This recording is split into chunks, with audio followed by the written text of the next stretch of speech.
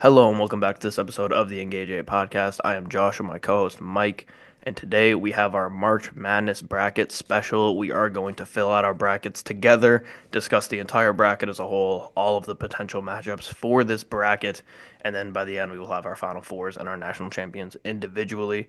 But before we get into that, I wanted to kind of discuss the bracket as a whole. So, Mike, what are your biggest qualms with what the committee decided with this bracket? I think there is the pretty obvious issue that I would have with the bracket, and that is the fact that North Carolina is in the bracket in the first place. Only one quad one win. They just really did not deserve to be in with their whole body of work. Other schools, Indiana, I believe, deserved in to be in. West Virginia, obviously, they were in almost every bracketology out there easily. They deserve to be in this one. I think the reason for West Virginia not being in was because of the injury to Tucker DeVries, which is, I believe that happened In December. in Happened in December. December, yeah. So they played pretty much their entire Big 12 season without him. We're a good Big 12 team. They finished 500, which is better than most conference teams that are in this tournament, specifically the SEC. But we know the SEC was fantastic. Every team except for two got in. But obviously, that's my big issue is North Carolina being in. I believed Indiana deserved to be in. I believed West Virginia deserved to be in. And I think you could kick out Texas. You could kick out North Carolina. You could kick out Xavier. I don't think those three teams necessarily deserve to be in. But uh, we all know who the leader of the committee is, and whether he's in the room or not, he can be in the room when they're if when they're not discussing North Carolina. So he's in the conversations about Indiana. He's in the conversations about Texas, Xavier, West Virginia. Just because he's not in there for the conversations during North Carolina, that means pretty much nothing, in my opinion. So it's just not respectable that North Carolina made this tournament. Yeah, and not only is he in the rooms for the other teams, but he's also like friends with all these people. Like Yeah. he's with them all weekend. He's with them weeks preparing for the draft. Like imagine if you're one of your friends is in the room with you, you're talking ball 24/7, trying to figure this bracket out, and then he's like, "All right, man, I'm gonna head out for 10 minutes while you guys talk North Carolina." And behind his back, you're like, "Yeah, actually, let's screw him over. Let's just take North Carolina out." And then he has to come back in the room and be like, "All right, what was the verdict, guys?" And then they got to be like, "Yeah, man, it's not happening." That was just, it wasn't gonna happen. It's very, very shady. Bubba's a shady guy, and I hated to see I mean, it was funny, but when they were doing their press tour after the bracket came out, Oh and he yeah. had the dude with him when it was talking Carolina, Mhm. and he wasn't allowed to say anything about it. It's so funny. It's That a dude's a puppet, though. no, yeah, We've known for they all 10, are. he comes on every year. He's always a puppet. Yeah, it's you hate to see it. North Carolina, they tell us all year long that quad one wins are the most important thing, and Carolina has one quad one win, and they get in over teams like West Virginia, who had six, who, like you said, their best player's been out since December, but they were fine with him out. So that makes absolutely no sense. But outside of the obvious one there being North Carolina, of course, I have a qualm with. Even as a Kentucky fan, I have an issue with Louisville being number eight. That just doesn't make any sense to me. They were the second best team in the ACC all year long. ACC was a horrible conference. They really should have only gotten three, and they got lucky with a fourth in UNC here, and they get their second best team in, and their team ends up being an eight seed and plays Creighton after winning like 20 of 22 games since December or something like that. That makes absolutely no sense. And then not only are they the eight seed, but you feed them to the number one overall seed in the second round. That is just a complete disservice to them. I also what I had another issue here. I forget which one it Um, was. I'll comment on that one real quick while Hey, you're go ahead. looking. Just yeah, exactly. It makes no sense. The committee's got to pick when it's either the ACC is good or the ACC is bad because if they're getting disrespected for playing in the ACC here, they were 18-2 in their conference, 27-7 overall. One quad two loss was to Georgia Tech, 70-77. That's a bad loss, but outside of they didn't have any bad losses, only quad one losses. They were fantastic, and they get an eight seed in, like you said, the South region. Just absolutely ridiculous. This region is in Kentucky, so they Yep. do have that advantage in Lexington, but still, you're gonna have to go and play the number one overall seed, and that's a team that's pissed off with how they've been talked about in the media recently. It's just ridiculous for this Louisville team, and they get an eight seed in North Carolina, a team that did had one quad one win, was finished I think fourth in the ACC, but still wasn't good. Fifth, They I get think. they finished fifth. Yeah, they played four games on, or Yeah, they started wow. on Thursday So or Wednesday, I think. that's even worse. So just makes absolutely zero sense there. And I think Creighton's a very good team. They're coming out of the Big East. They had a very good Big East tournament run, made it to the championship. So that's a rough matchup just to have in the first round in general with And Kalkbrenner. And not only does that screw Louisville, but it also screws Auburn. They Yeah, now have to play a team that's underseeded on the road essentially because that's going to be a home game for Louisville in Lexington. So it screws them. We always talk about how the teams who get underseeded get screwed, but you even look at I always look at 2013, 2014. Kentucky gets underseeded, gets put as an 8. They probably should have been a 7 or a 6. And then Wichita State, undefeated undefeated. team, number one overall seed, gets screwed, has to play Kentucky in the second round. And of course, we know how that went. But VCU, I also thought was a little bit underseeded at 11. I know they had a close title game, but still, they were dominant out of the A10 all year. I thought they should have been a little bit higher. That BYU game is going to be good. The other one, Gonzaga, top 10 Ken Palm team, and they're the number 8 seed, also screwing Houston, who's the number one Yeah, overall seed, who has to go that's play exact. a Yeah, top 10 Ken Palm team in the second round. So, it, I don't know. This is in recent memory. I have more issues with this bracket than I have with a lot in recent memory, not just the bubble. Usually it's the bubble. Here, it's really only one bubble team that is the biggest issue, and there's a lot of weird seeding malpractices, in my opinion. Also, Iowa State, who I wanted to say they didn't disclose injuries before the bracket got announced intentionally because they said this year in the bracket that they were going to really factor in the uh, injuries to the tournament as they did with DeVries and West Virginia, obviously, even though that one happened in December. Iowa State holds back their injury. They don't tell anybody. They end up with a 3 seed. Arguably could have been a 4 seed if their injuries were disclosed. So a little bit of a shady practice there. I don't blame Iowa State at all, but still, it's something that just happens.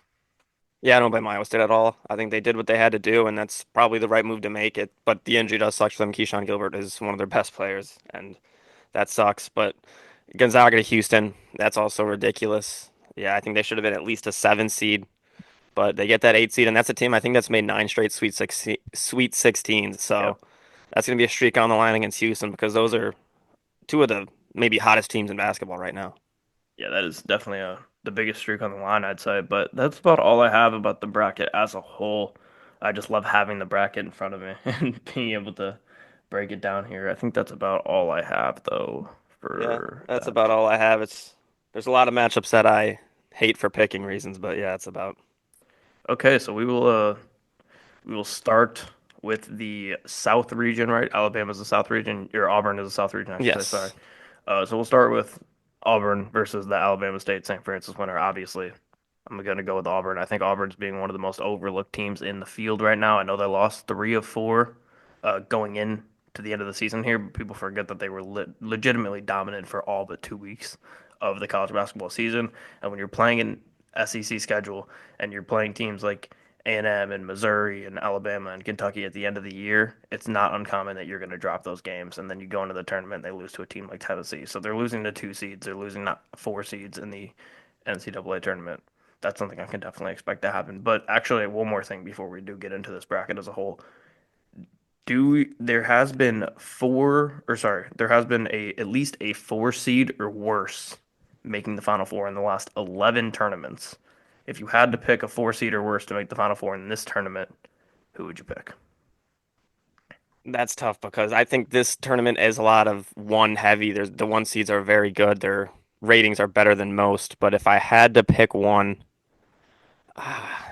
I would lean towards a team almost like Clemson. I know they do have a bad injury, but if they can get past McNeese, I can see them making a run all the way to the Final Four. I know Houston's a great team.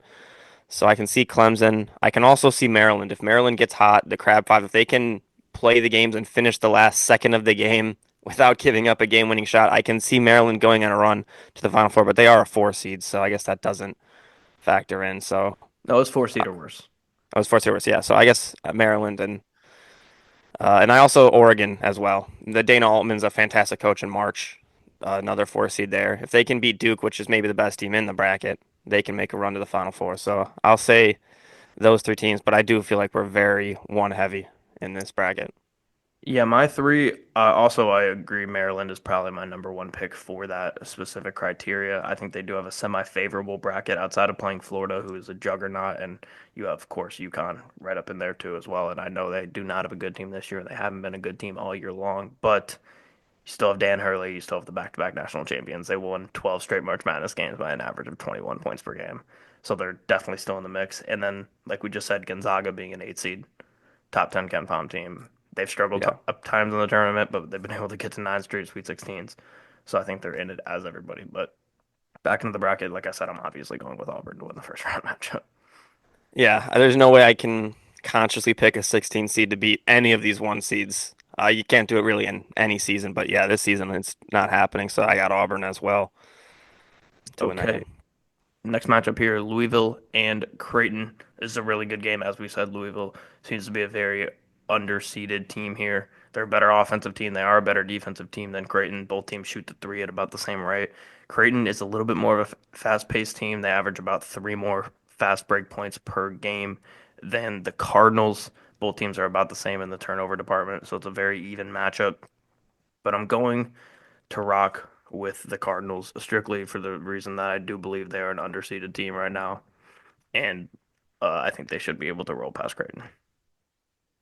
Yeah, I'm in a very similar light. I think this Louisville team's underseeded.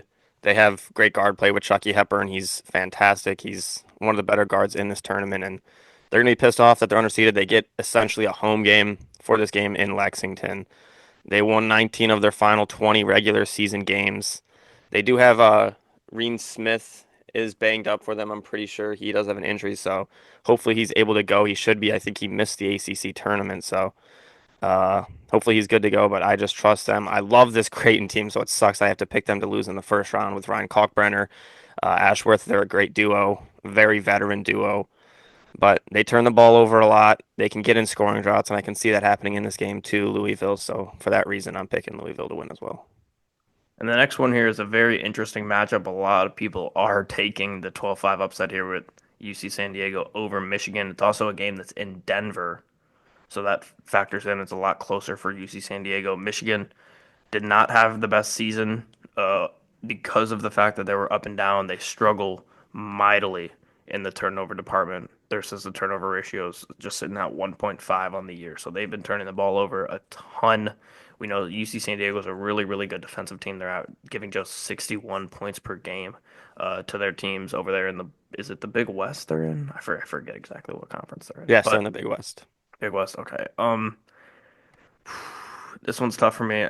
I know it's a normal pick for the upset here, but with the turnover issues from Michigan and the fact that we see a team like UC San Diego averages 13 fast break points per game, that helps when you're playing off turnovers.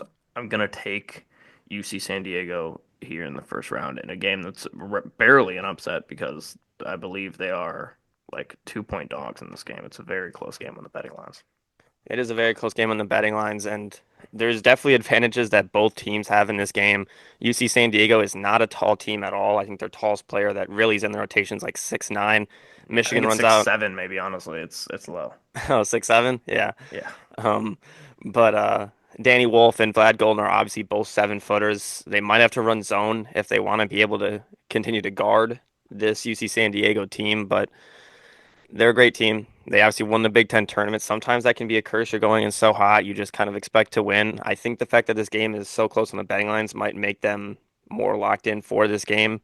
But that assist to turnover ratio does scare me. And there is games where Michigan just doesn't, if they don't hit their shots, if they don't have help from the guys like Namari Burnett and Trey Donaldson, they're not really going to have that chance to stay in this game. And UC San Diego has some dogs.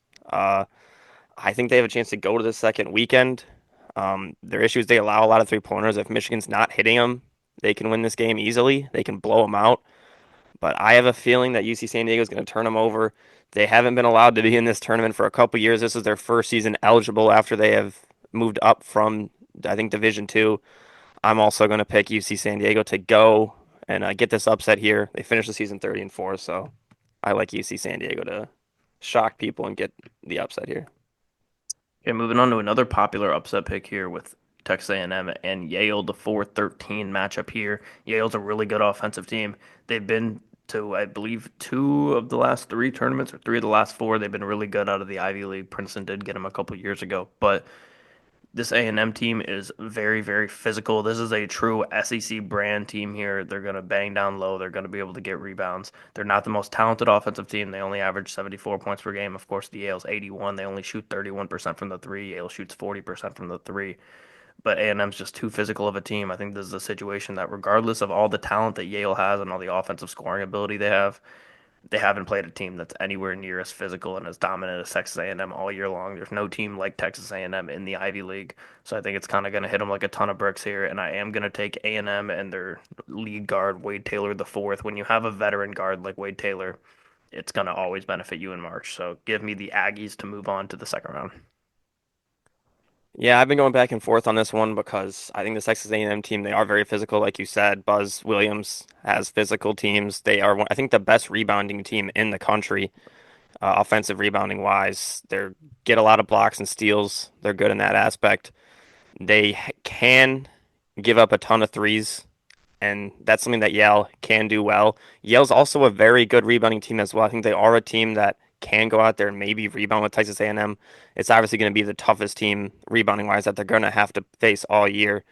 But I like Yale to stay in this game. They almost won road games against Purdue this season. They were almost beat Minnesota as well. So they have stayed up there with big teams, and Purdue's a great rebounding team as well. So if Texas A&M's not hitting the shots, I see Yale staying in this game, and Yale has some dogs on that team. They won a game last year against Auburn, which was a popular championship pick.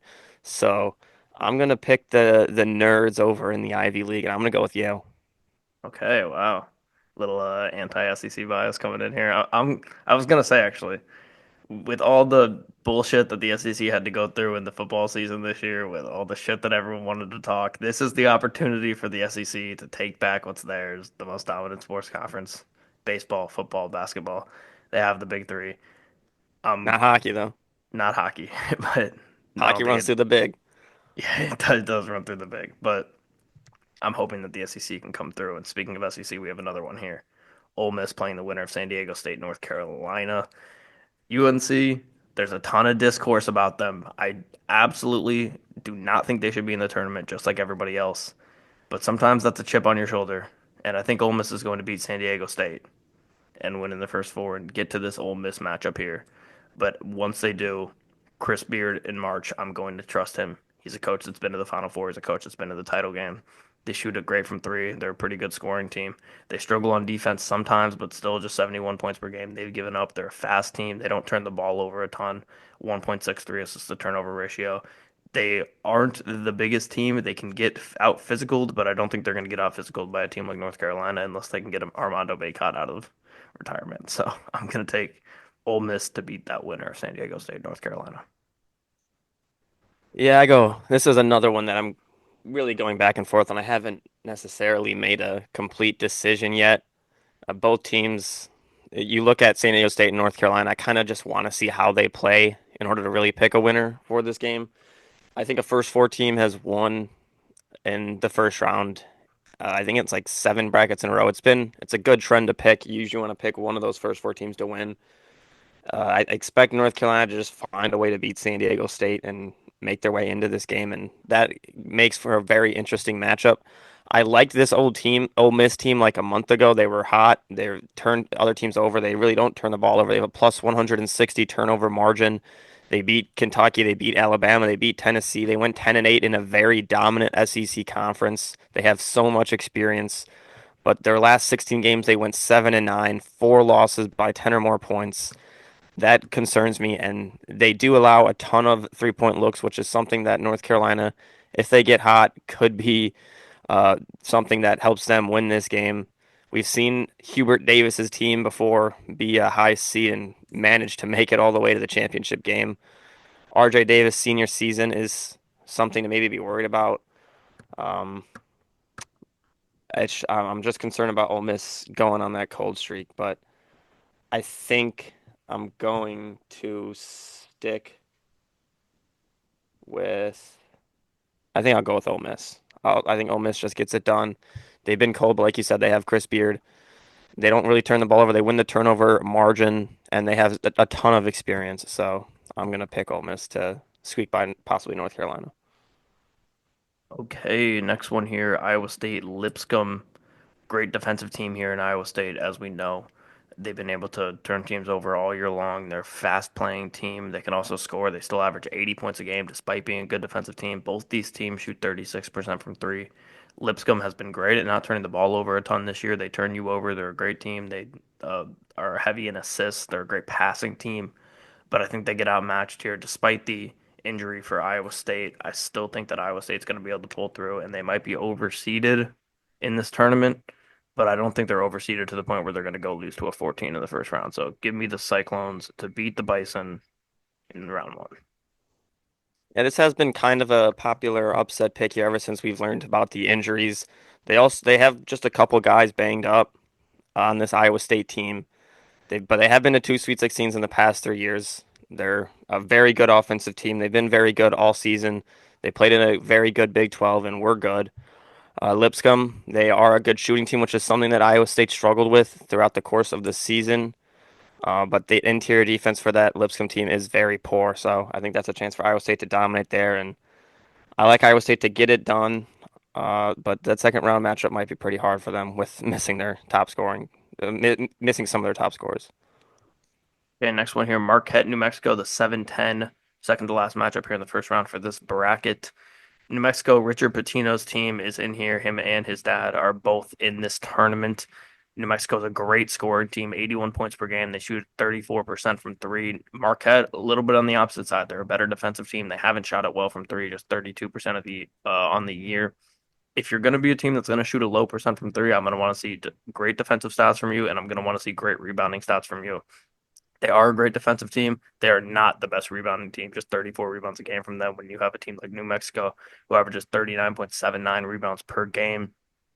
And the stats don't make any sense because if you're missing shots, you should lead. You should have a good rebounding stats overall. That's just usually how it works. And they do not. And then when you have a team like New Mexico who does have great rebounding stats and shoots it well, I think they have a favorable matchup here. And I like Richard Pitino to take New Mexico to the second round. Yeah, this is a tough one for me because when I look at the teams, I look at New Mexico and I think that honestly, I think they're kind of a better team than Marquette. Dent is fantastic with New Mexico, but Marquette, Cam Jones, he's a fantastic player. Stevie Mitchell's very good as well. This Marquette team early in the season, they beat Maryland, Purdue, and Georgia. Those are three tournament teams, two top four seeds. They were very good, but recently they've been struggling. They really struggled to the finish line. Shooting wise, they kind of fell off a little bit. Their big men this year aren't very good. They decided to go for no transfers last season, and it's really hurt them. And this New Mexico team scores north of 80 points per game. They have solid defense. They average around 9 steals and 5 blocks. They have scoring, so I like New Mexico to win this game, but there's something telling me that we saw 2 years ago Michigan State as a 10 seed and Marquette as a 2 seed. Those two teams managed to play each other in the second round. Michigan State upset Marquette in that bracket 2 years ago. And now it's looking like it could be a very similar matchup in the second round for those two teams. So it feels like it's storybook, but I like this New Mexico team more. I think they're going to win this game with Dent and Richard Pitino, and the Pitino family has a solid start to March. Okay, last matchup here, the first round for the South region, Michigan State Bryant. Of course, I'm going to take Michigan State to win this game.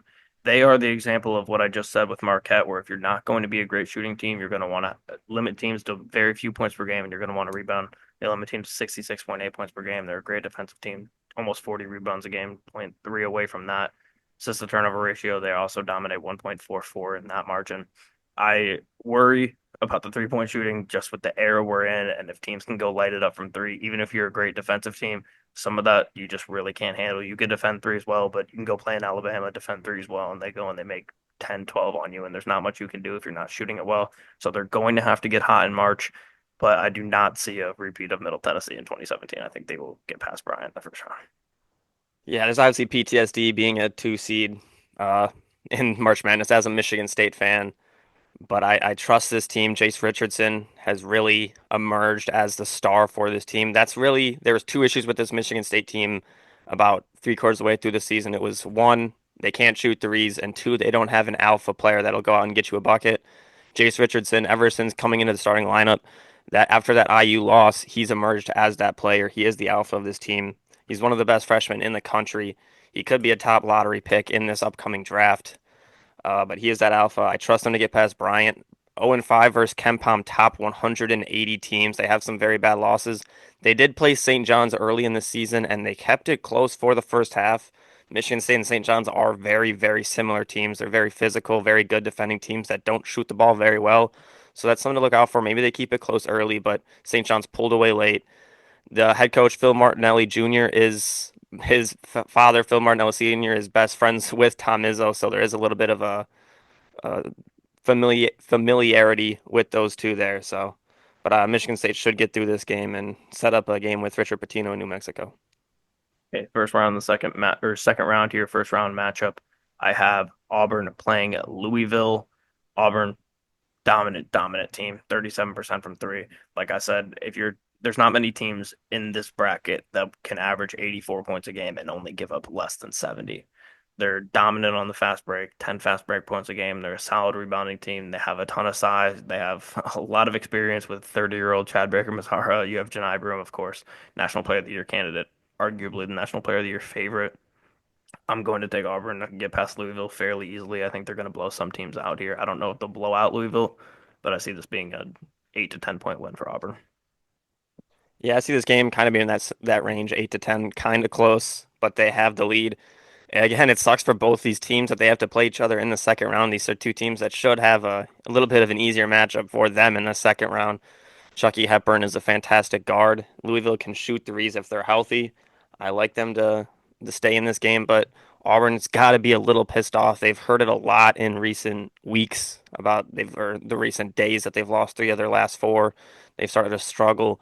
They lost in the first round last season to Yale. They know what it takes in March now. Bruce Pearl has been solid in March. Recently, he struggled a little bit, but I trust him to get this done. Janai Broome, like you said, at worst, he's the second best player in the country. So I trust Auburn with their ridiculous like 17 quad one wins to go out there and beat Louisville. Okay, next matchup here, I have UC San Diego playing Texas A&M in the second round. This is a extremely interesting matchup, two really physical teams. And in this physical matchup, UC San Diego does shoot the ball a lot better, 36% from three compared to A&M 31. They've struggled to shoot the ball all year. And size benefits UC San Diego a little bit here because A&M's a little bit of a smaller team, although they are very physical, just like UC San Diego. Auburn does average 40 rebounds a game compared to the 33 from UC San Diego, which is an issue with the size comparison here, and that's 40 in the SEC versus UC San Diego, just 33 in the Big West. I'm going to go with Texas A&M to win this matchup. I think it's another situation where you have a team playing in the greatest conference of all time versus a team that's been playing in the Big West all year. I think it is a little bit of a culture shock. Now, can you see San Diego win this game and go to the Sweet 16? Absolutely. I think they are one of the favorites of the double-digit seeds to be in the Sweet 16, and I think they have favorable matchups with Michigan and A&M in the first two rounds. But I think A&M's a team that's being very overlooked, and I'm going to have them move on to the Sweet 16. Yeah, I have UC San Diego versus Yale for this game, and that would be a very interesting matchup. UC San Diego can shoot very well, where Yale's perimeter defense is poor, so UC San Diego has the advantage there. Hayden Gray's a fantastic shooter. So that's the advantage for him. McGee, Ty Jones, both all good scores. But Yale would have a massive advantage in the rebounding battle. UC San Diego, their big weakness is that they're not a good rebounding team at all. Where Yale, like I said, they are a team that can go out there almost with Texas A&M and at least compete with rebounds for Texas A&M. If this game was Texas A&M UC San Diego, I think A&M would kill them on the boards. But well, with this being the matchup, I think Yale wins the rebounding battle. Has a I think it'd be a very close game, but I just trust UC San Diego scoring more. Yale's been there before. They have a lot of veterans. They've obviously upset Auburn last season, so they have that advantage. I go back and forth on this one, but I just believe that with Yale's experience, that they would get this one done and find their way into the Sweet 16. So I'm gonna go with Yale over UCSD. Next matchup I have here is Ole Miss Iowa State in the round of 32. This could also be another great game. I worry about Ole Miss's shooting woes at times. They go through stretches where they can give up a 10-0 run, a 12-0 run, and when you're going against a great defensive team in Iowa State, that can definitely happen. But the absence of Keyshawn Gilbert, I think, is a very big issue for Iowa State. He is not their leading scorer. He's their second leading scorer. He does lead their team in minutes, and it's really tough to win games in March when the guy who leads your team in minutes is a guard and he's not going to be playing. So I'm going to take Ole Miss, the Rebels, to go to the Sweet 16 and be the second team from the SEC in the Sweet 16 in this region. I may or may not have wrote down UNC and changed my pick to UNC. So I did pick UNC. I'm going back on my pick, and I'm picking UNC to somehow win that round of 64 game against Ole Miss. So I have UNC versus Iowa State. And in that matchup, like you said, Keyshawn Gilbert being the leading minutes for that team, it's going to hurt him. And I don't believe UNC deserves to be in the tournament at all. I don't think they deserve to be in the tournament, but they are a team that you go up against you never want to see no matter what. They're a blue blood program, and I see them upsetting this Iowa State team with the absence of Keyshawn Gilbert and finding their way into the Sweet 16. Okay, last matchup here. I have New Mexico playing Michigan State. I think Michigan State's just too talented, too experienced of a team to lose a game like this. Richard Pitino does get his tournament win here and get to the second round, but I think Michigan State's just too dominant of a defensive team. New Mexico does average 81 points a game, and they do shoot 34% from three. So here's an opportunity where if they go and make those 12, 13, 14 threes, then Michigan State could be in trouble. But as long as Michigan State pushes them off the 3-point line, forces them to drive the ball, I think they'll be in a fine spot. And this is going to be a very fast paced game. Both teams average 16.4 fast break points per game. So they're going to be running up and down the floor. But I'm going to take the experience, and I'm going to take Tom Izzo to get to the Sweet 16 again. Yep, I'm going to also take Michigan State in this matchup with New Mexico. Like I said, Michigan State is a very good rebounding team. That's what Izzo teams are. They have been fantastic in recent weeks. They had a loss against Wisconsin. It was their first loss after winning, I think I believe, seven straight quad one games.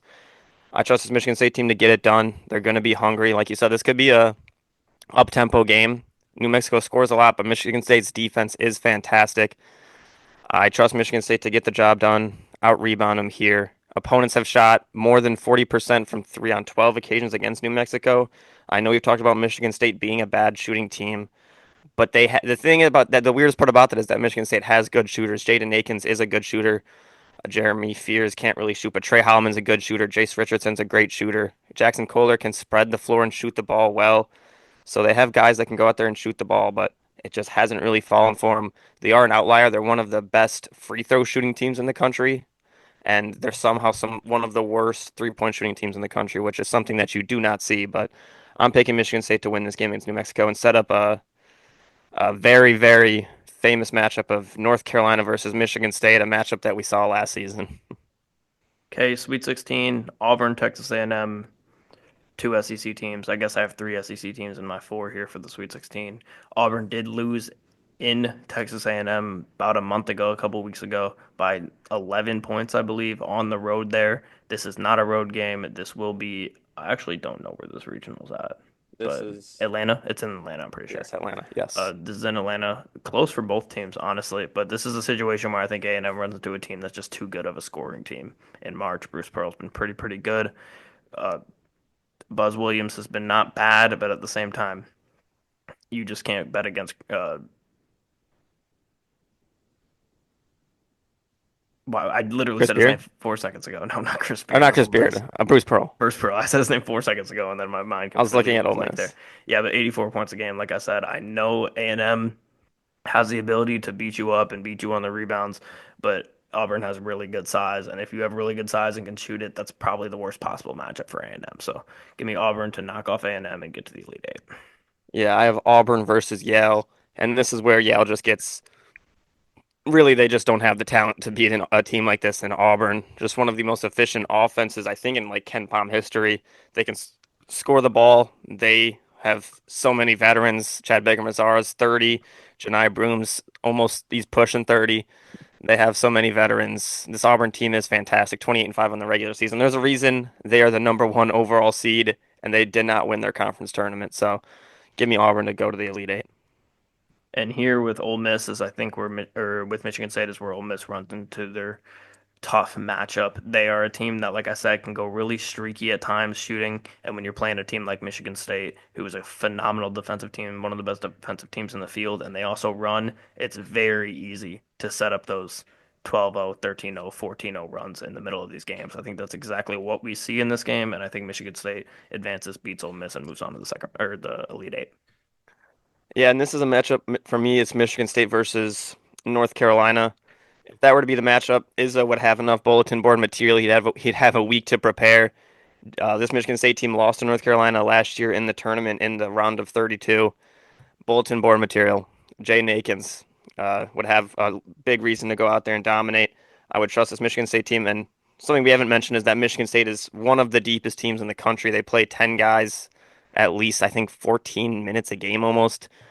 It's or 12. It's ridiculous. They're so deep. They can throw so many different looks at you. They can go play small. They can go play big. They can go two bigs. It's kind of ridiculous. So I trust Michigan State to beat this North Carolina team. So much scoring. And then that defense for Michigan State, they stuff the three pointers. I don't believe they go out there. They could put Trey Holloman. They could go put Jaden Akins on RJ Davis and really shut him down. They've been able to do that all year with Jaden Akins. Go and put him on the opposing team's number one star, and they would go out and just put maybe their worst game of the season. We saw that during the season against Wisconsin with John Tanji. They put Akins on Tanji, and Tanji had one of his worst games up until the conference championship game against Michigan. For some reason, in that rematch in the conference tournament, they decided to really not put Akins on Tanji except for like the last 2 minutes. So I think that was kind of just a strategy thing, keep Akins fresh going into this tournament. That matters more. And I trust Michigan State to be fresh. North Carolina is going to be tired. And I got Michigan State going to the Elite Eight to face Auburn. Before we get into our Elite Eight, I wanted to say you had Auburn playing Yale. Yale did upset Auburn in the first round last year. Yeah, So, opportunity to remake for magic if they get that again. yeah, but also opportunity for Auburn to be pissed off with what happened last year Yeah, and stomp on them. exactly. Elite Eight here. Auburn, Michigan State. Unfortunately, I That's think this is where Michigan State's run ends here. I do have Auburn moving on to the Final Four. Auburn is just so good of an offensive team. This is a game here where styles make fights. You have a dominant defensive physical team and you have a really good offensive team. But it's really hard to overcome if you can't shoot the three against Auburn. They're a hard team to beat. They're gonna, even against a great defensive team, they're gonna go get at least 80 points, most likely at least 75. So I expect them to do that in this game. Michigan State absolutely can win this game. They're going to need to hit some threes. They're going to need to probably hit eight or nine of them at least to win this game. I think they're capable of doing that. I think they have the coaching advantage in Tom Izzo, but I think Auburn's being the most overlooked team in the field right now. And I think they're a lot better than people give them credit for just because they lost a couple games in the greatest conference of all time late in the year. So give me Auburn to move on to San Antonio and come out of the South region. Yeah, this is going to be a very physical game. If it were to happen, Auburn versus Michigan State, two tough teams. Michigan State's very physical. They're going to be able to battle with Auburn in the rebounding. It'll be interesting to see how they guard Janai Broom. He can stretch the floor. Michigan State has been able to guard, stretch bigs through the course of the season. Michigan State is going into this tournament very, very hot, which is something you want, where Auburn's kind of cooled off a little bit. They're not as scary as they looked a week or two ago. So that is interesting matchup.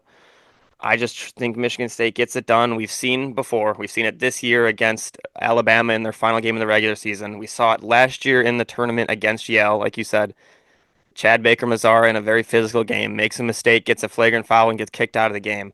I'm not saying that's going to happen in this game if it were to happen, but he has a tendency in physical games to make a mistake, get that flagrant foul, and hurt his team in general. So maybe that happens. This Auburn team can lose their cool, and I trust Izzo to keep his team cool. We've seen Michigan State in this two spot make it to the Final Four against that number one Duke seed before. I'm trusting Michigan State to go out there. They're going to have to hit shots. There's no question about it. They're going to have to hit 3-point shots. Jace Richardson's going to have a big game. Akins is going to have to step up. I think they can hit shots. I think they will. They're a fantastic free throw shooting team. They get to the line a lot as well. So I'm trusting Michigan State to do that, get to the line and hit. They're going to have to hit shots. I think they do and find their way into the Final Four against a Auburn team that dominated the regular season, but have tended to struggle in the playoffs outside of that one Final Four in like 2019, 19. if I believe. 19. They beat Yeah, Kentucky to get there. Yep. and Michigan State was in that Final Four. So I just trust Michigan State to go out there. Tom Izzo, January, February Izzo. I got Michigan State going to the Final Four. Okay, moving on to the West region here. Be quick with this first round matchup. It's Florida over Norfolk State. Norfolk State's been in it a lot. They consistently get to the tournament. They consistently win their conference, but Florida's a juggernaut. They have a ton of size up front. They can shoot the three 36%. They defend under 70 points per game, score over 85 points per game. Give me Florida to beat Norfolk State. Yeah, gave me Florida to beat Norfolk State. Florida's probably the hottest team entering this tournament after running through that SEC tournament and dominating. So I got Florida to win this first round matchup easily. Next one here, UConn, Oklahoma. Very, Very interesting game. Jeremiah Fears is one of the most electric guards in the country. A lot of people who don't watch college basketball all year round like us are going to come into this tournament and not know who he is, and they're going to know his name by the end of it. He has super, super long arms. He reclassified. He was 18 or 17 for a good portion of this season. He's super, super young freshman guard, but he is an NBA talent. He's amazing.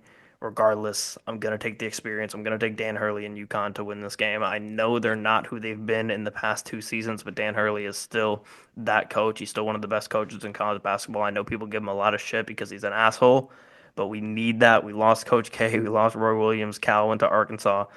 We lost Jim Boeheim. We lost a lot of these coaches who were the cream of the crop in college basketball that made the sport what it is, and Dan Hurley is one of those guys. So I'm happy we have a guy like him.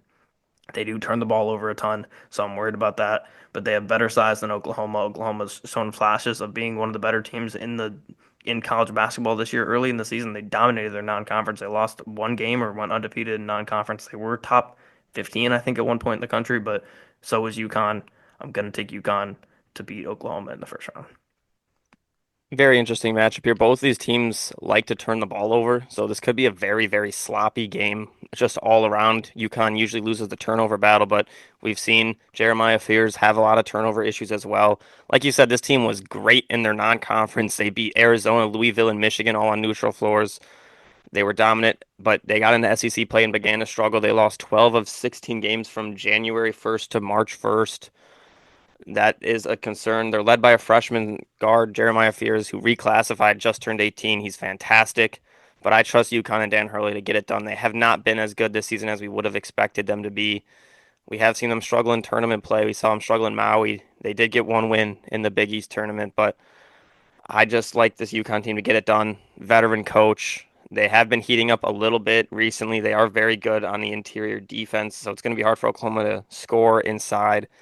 They're going to have to rely a lot on their shooting, which they have been good from, but I like UConn championship DNA to go out there and get this one done. Next one here, Memphis and Colorado State. This is another very popular upset pick with Colorado State beating Memphis. They're actually favored in this game by 2.5 points, I believe.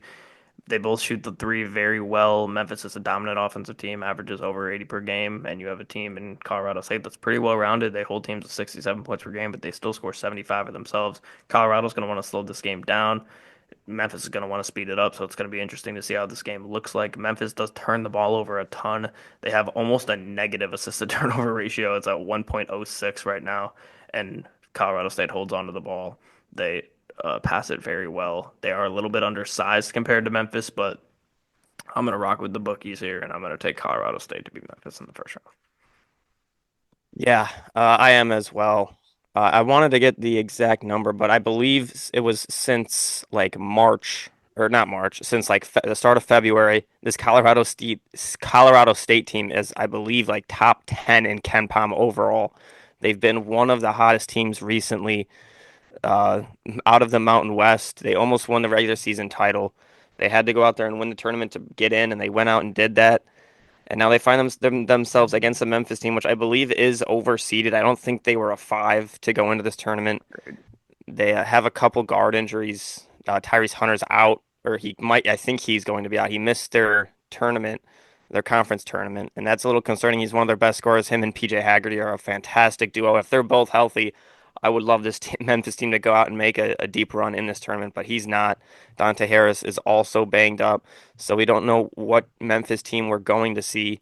So I like this Colorado State team that's on fire. They all have pretty much everyone who's going to be on the court is an efficient, good shooter. Neat Clifford is averaging 21 points per game, 10 rebounds per game, and 5 assists per game since mid-January. He's fantastic, and I like this Colorado State team. They don't have a like fantastic win, but they've been so dominant in almost every single metric since mid-January. So I like Colorado State team to pull an upset here and beat this kind of just injury depleted Memphis team that is, I believe, yeah, a lot of metrics put them as like the 50th best team in the country, which is a lot lower than this five seed. So I got Colorado State as well. Okay, next one here, Maryland Terrapins and the Grand Canyon. I'm going to rock with Maryland and Derek Queen here. They shoot the ball super well, 37% from the field. They're a very physical team. They hold you to 67 points per game. They can also score 80 points per game. Hold on to the ball very well. Don't turn it over a ton. Grand Canyon does have a little bit of size. They can rebound, but they don't have the size that's going to be able to help you compete with a team like Maryland and a guy who could go top five, top 10, maybe even number one overall in the draft. And Derek Queen, as I've heard some people say online. I'm going to rock with Maryland. They're one of my favorite teams in the tournament. I think they're one of the better four and worst seeds in the entire field. Give me the Terrapins to win that matchup. Yeah, I believe Kevin Willard said that, head coach for Yes, Maryland. that's exactly what he Um, said. the Crab Five, this starting lineup is, Phenomenal name, by the way. yeah, phenomenal name. I love this Maryland team. If games were 39 minutes and 58 seconds, this team would probably be about 28-5. Yeah. They've lost on a game-winning shot to Bruce Thornton in Ohio State, uh, three-quarters court shot by Trey Holloman, and then that coast to coast by Trey Donaldson in Michigan in the Big Ten tournament game. They are a very good team, and since about mid-February, early February, they have been on fire outside of those three losses. I love this Maryland team to make a run. The big concern is them having to go against Florida, but I like Maryland to beat Grand Canyon. It is unfortunate because I love this Grand Canyon team as well. I think they are very good. Tyron Grant Foster back in the mix.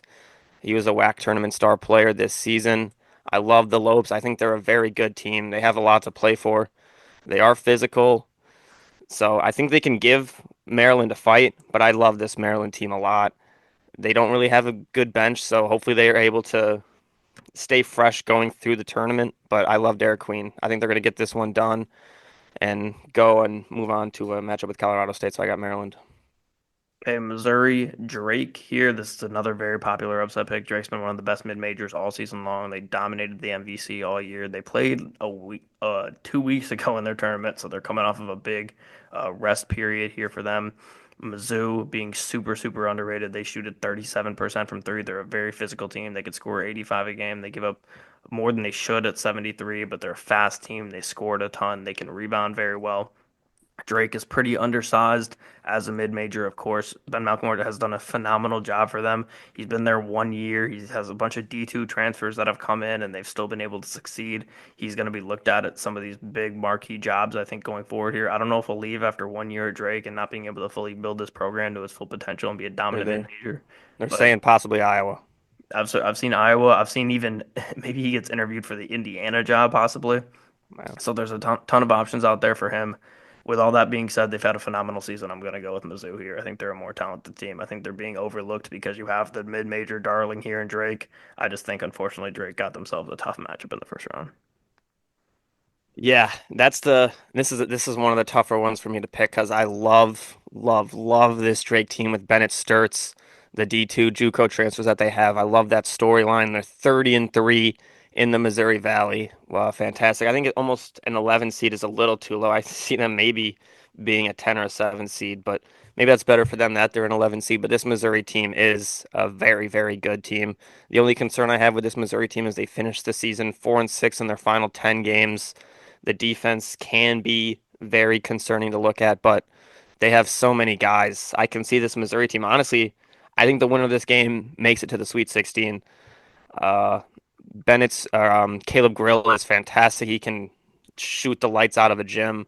He's very good. They beat Kansas. They beat Alabama. They are a team that won at Florida. So just doing that in its own is fantastic.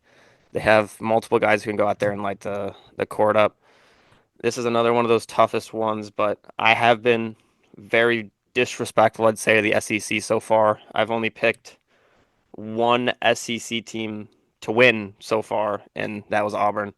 So I believe I am going to have to go with Missouri, but I think whoever wins this game, it's going to be a hot take because a lot of people love Texas Tech, but I think the winner of this game goes to the Sweet 16. But I will pick Missouri to win this game. But I love Drake so much that it kind of hurts. Yeah, like you said, a lot of people do love Texas Tech. The matchup with UNC Wilmington here, a team that I've lost a lot of bets on this year. Overs, unders, betting on them regardless. UNC Wilmington has screwed me at every corner, so I'm absolutely going to pick Texas Tech in this game. My issue with UNC Wilmington is they just go through points where they just can't score the basketball. They average 79 a game, but they only shoot at 33% from three, and that leads to a lot of bad runs for them. They're good defensively, but Texas Tech is better defensively. I think Texas Tech rolls past this team. They are, like you said, a very popular pick to go far in this tournament. I don't know if I'm going to have them going that far, but I definitely have them beating UNC Wilmington, avoiding the upset in the first round. I just I don't know how I hadn't realized this before, but I just got like PTSD looking back on it. The 2019 tournament, Michigan State was the 2 seed in the exact position they are in the top left quadrant, and Texas Tech was the 3 seed in this bottom left quadrant. And Texas Tech and Michigan State met in the Final Four. Hmm. Texas Tech went on to the championship, so that's a just another just interesting thing that just randomly. I don't know how I didn't realize that before, but I've been going back and forth because I want to pick a one or two, or at least one, 2, or 3 seed to lose. It's so hard to really pick which one it would be. But I want to pick UNC Wilmington because I've watched this team in their CAA championship. They looked good.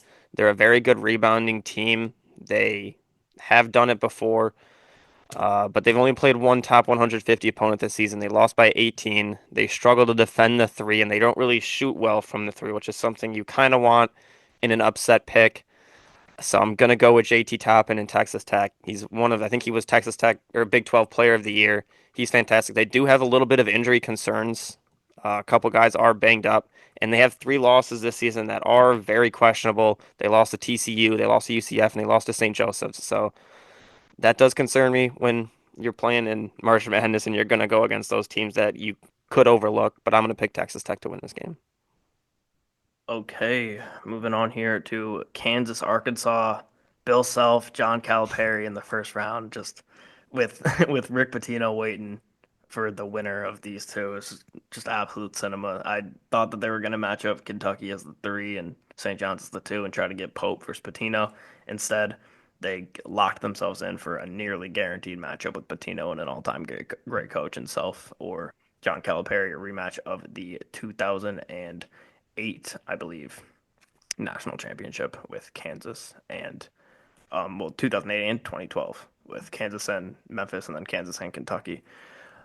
I'm going to go with Cal and Arkansas to win this game against Kansas. Kansas does have some of the best wins in the country, despite having a pretty bad season by their measures. They beat Duke, they beat Michigan State.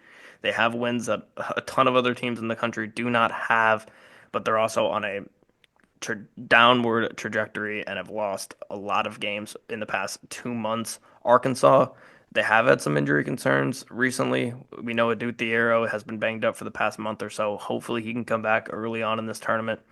It's looking like Boogie Flan, who's been out for 2 months, thought he was going to be out for the season, possibly can come back in this game. That scares me a bit for Arkansas. Mess up a little bit of the Yeah. continuity if he comes in. They were not playing well when he was in the lineup, but regardless, I'm going to trust Cal to get this done. I know it's bold to trust Cal in the first round, but I cannot get over a possible Cal or Patino matchup in the second round. I want it so bad. Yeah, some things never change, do they? Nope. Trusting Cal in the first round. Yeah. That's Regardless, end of the day, he's my guy. When was the last time Cal won in the first round? Uh, Was it when he 2 years beat ago? Providence and Bryce Hopkins, and then lost to Kansas State Oh, yeah. Yes. That was Oscar's second season or first the last season. season. I First thought his season. first season was St. Peter's year. No, second season was St. Peter's. Or no, first season was St. Peter's. Second season, you're right. You're right. Second season was Yeah. when they were just better that first season and then lost to St. Yes. Peter's. Yeah. Bill Self versus Calipari, just a phenomenal first round matchup. I wonder why they decided to put these two teams against each other. Bill Self has had the little bit of the advantage in this matchup. Both coaches though historically are fantastic March coaches. Obviously in recent memory, they've kind of both struggled outside of Kansas going on that run a couple years ago. Boogie Flan coming back honestly does concern me for Arkansas a lot. They've played a lot better without him, to be honest. John L. Davis has been great since he's been out of the lineup, and him coming back might switch that up and hurt it a little bit, or maybe John L. Davis has just figured out his role in this offense, and that'll continue, and they are able to add Boogie Flan back, and it honestly helps his team, and they can potentially go on a run. Who knows? But I'm gonna go with Bill Self. He's had the advantage in this matchup.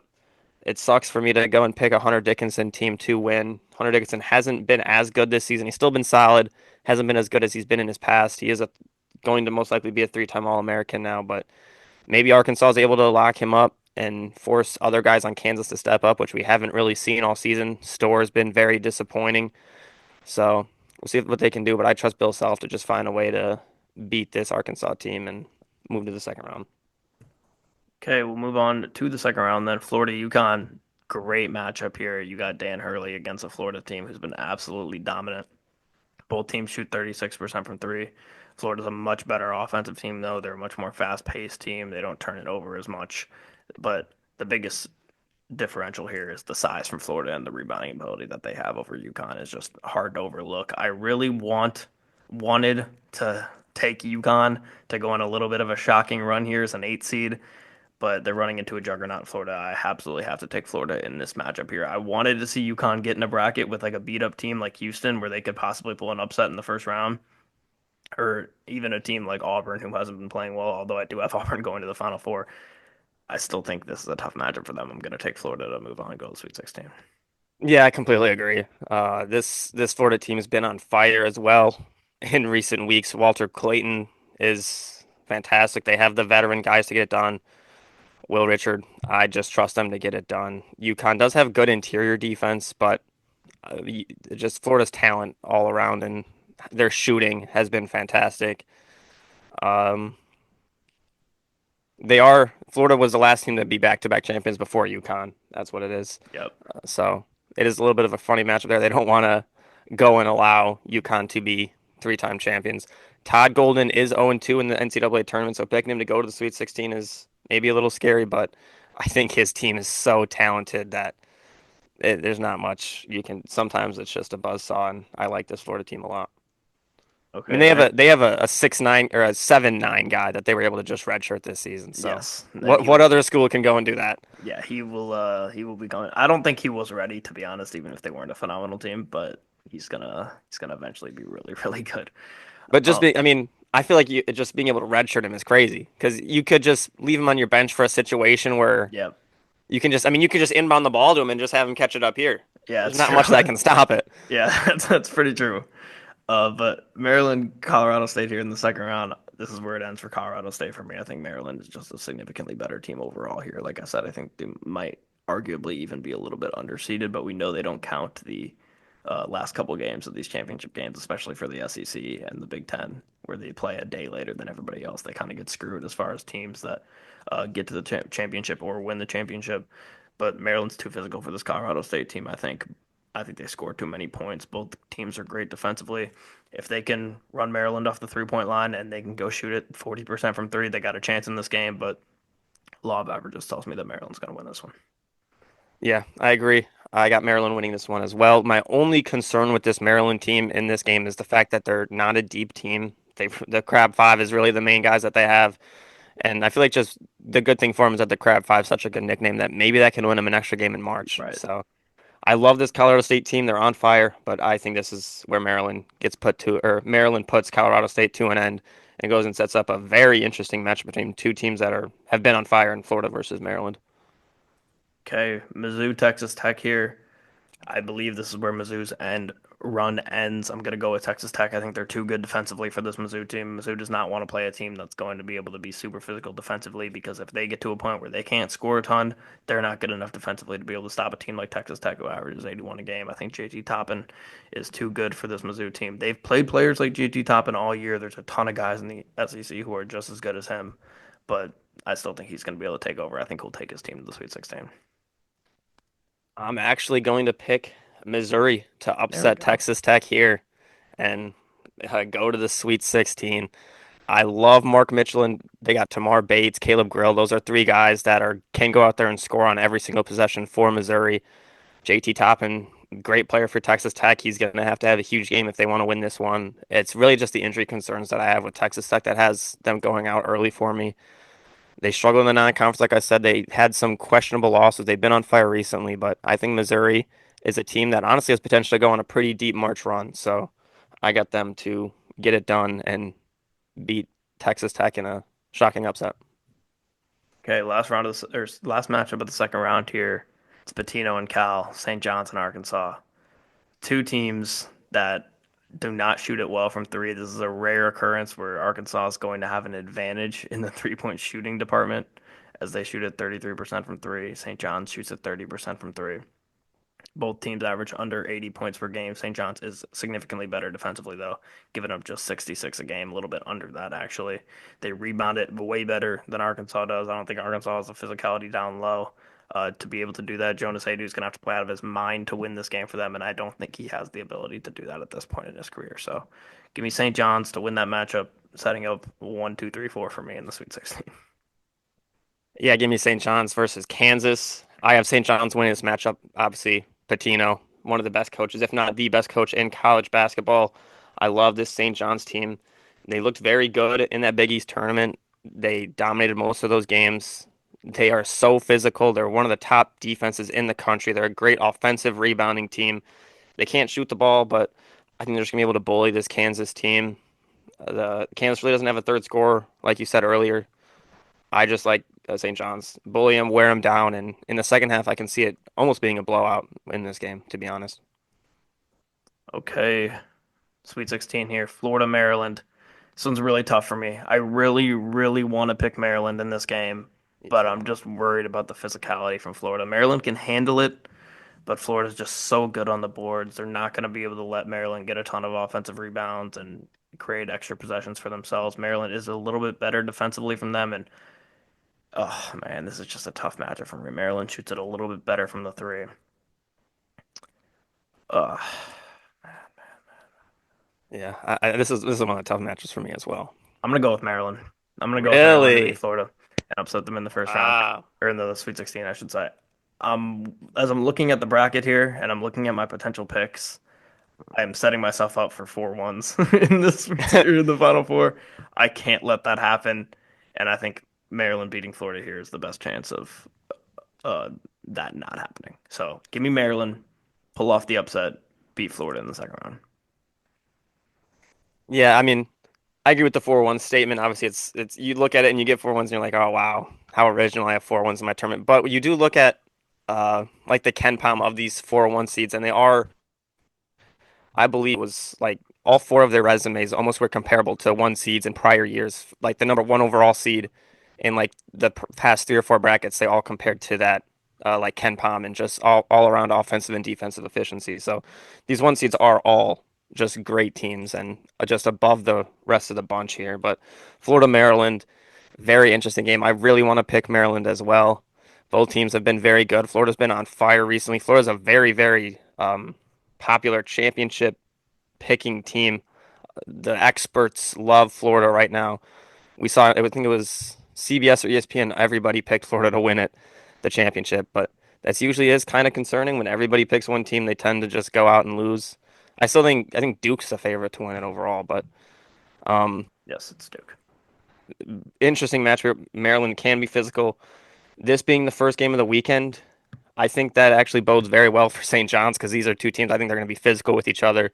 There's going to be bruises in this game. They're going to hurt each other, and that could help St. John's if they can squeak by pretty easily and make a Final Four run. But I should probably stick with this Florida Maryland game. I want to pick Maryland as well to advance here, and I think I'm going to do it. I think Florida, they're bound to get stunned, I think, in this tournament. They've been on fire so much that they kind of just they don't hit some shots and it worries them. So I'm gonna pick Maryland as well to make it to the Elite Eight and upset this red hot Florida team. Okay, next one here, Texas Tech and St. John's. Give me Patino. Give me Patino to move on to the next round here. I know they don't shoot it well, and Texas Tech shoots it very, very well, but this defensive team that St. John's and Rick Pitino have right now is just out of this world. They rebounded super well. They're super physical, and they match up another physical matchup here with Maryland and St. John's. This might be the physical region here. Oh, it is. Region of physicality for John Rothstein. Yeah, they have been saying that. I have Missouri versus St. John's. Another interesting matchup where I do think Missouri could go out and win that game and find their way into the Elite Eight with that trio of Mark Mitchell, Tamar Bates, and Caleb Grill. But I think I'm gonna have to stick with St. John's and Patino. They're so physical.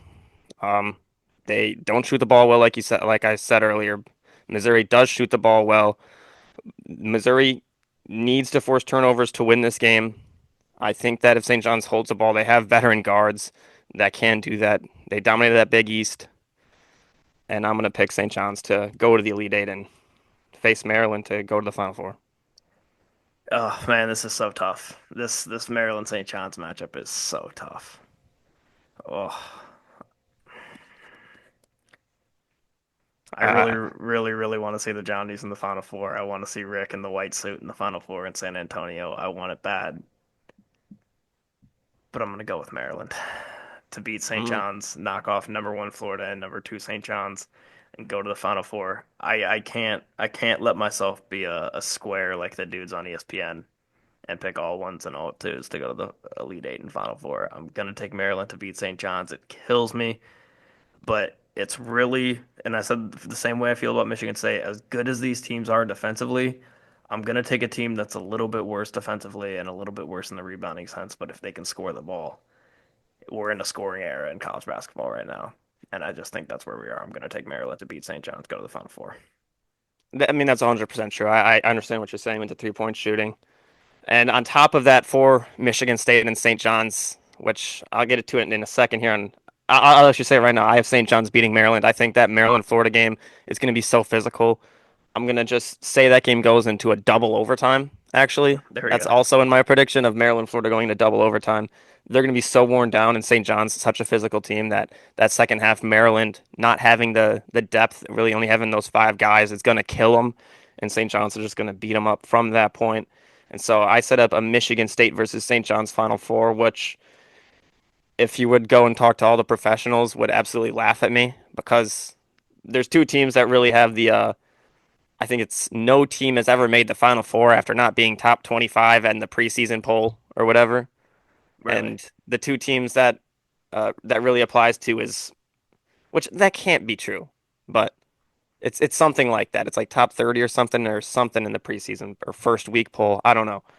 But Michigan State and St. John's both making the Final Four.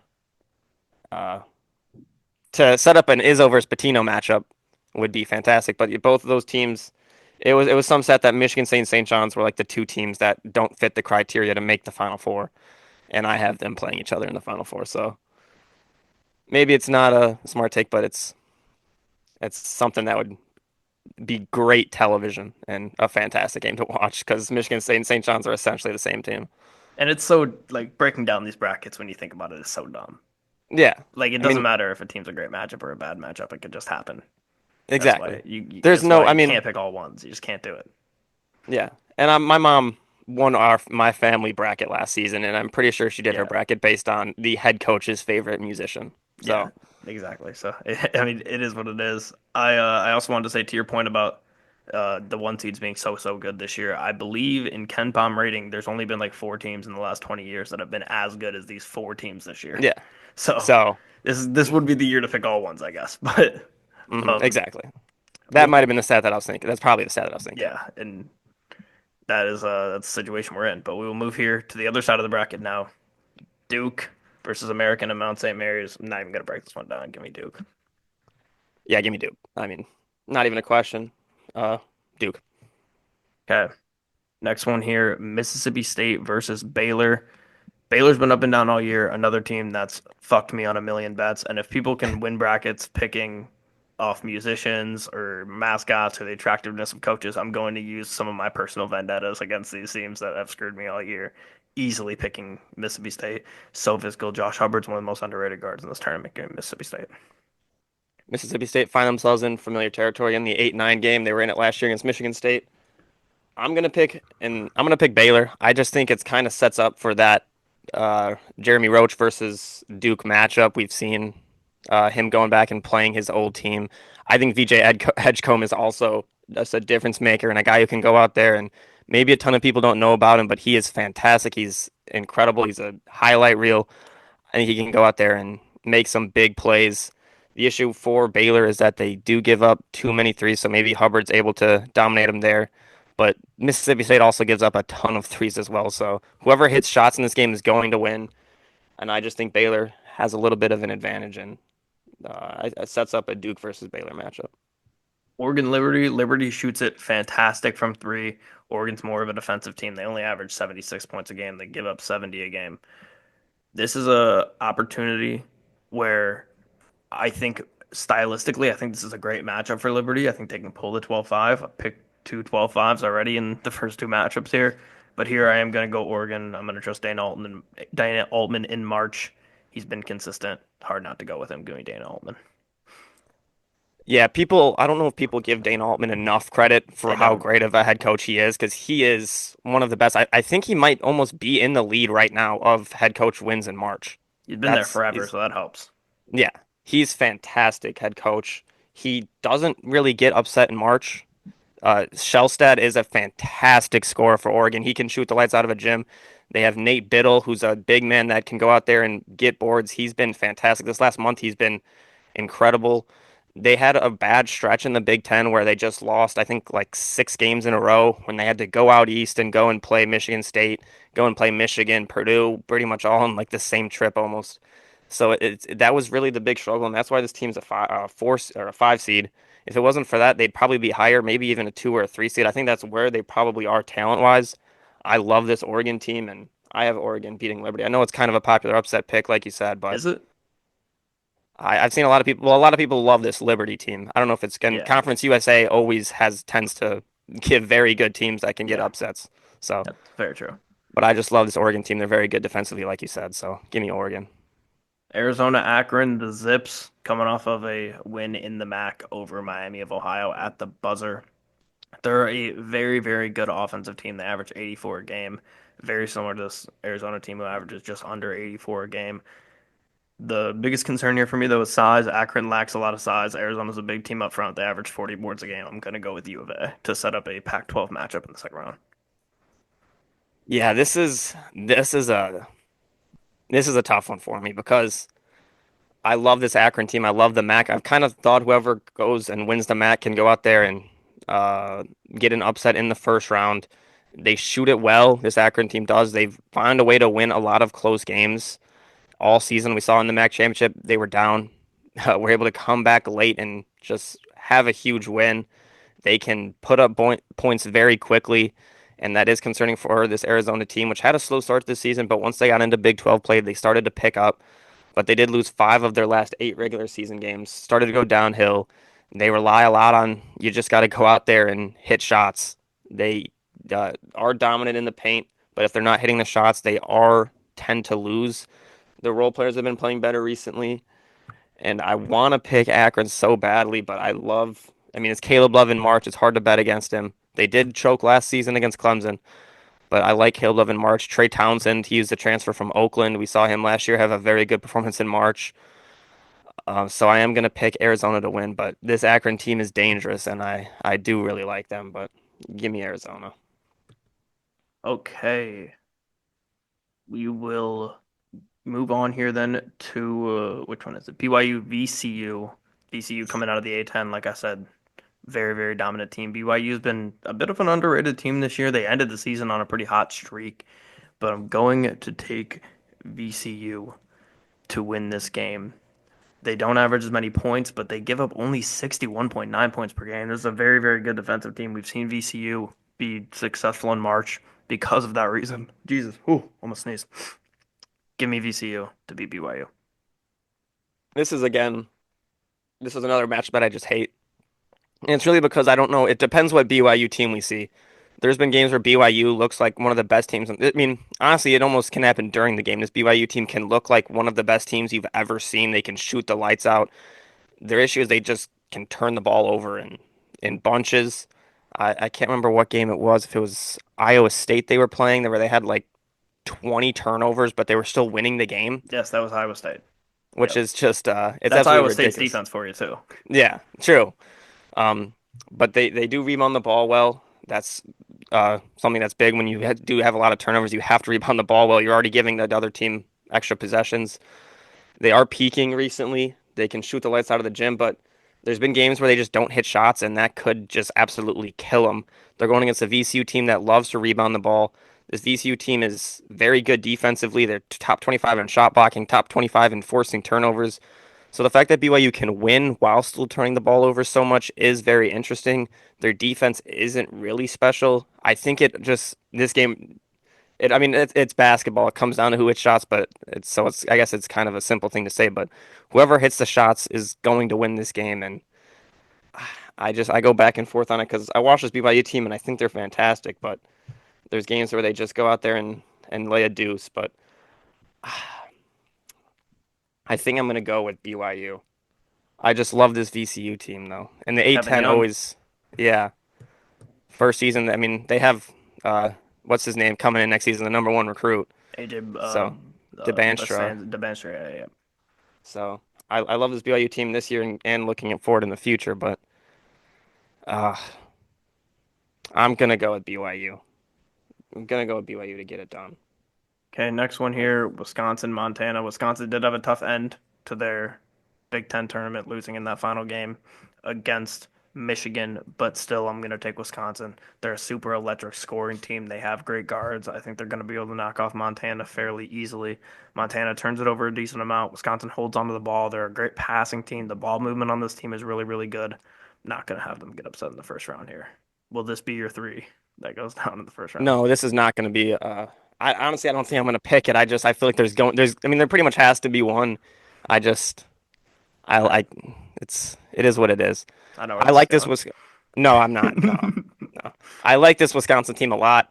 They got that game against Michigan State in the semifinal of the Big Ten championship where that game was so intense, so physical. They had a game the next day. I mean, they had already played 3 games in 3 days, so you're playing your fourth game in 4 days against Michigan. They looked exhausted at the end of that game. I think that's the reason they lost. Michigan was more fresh.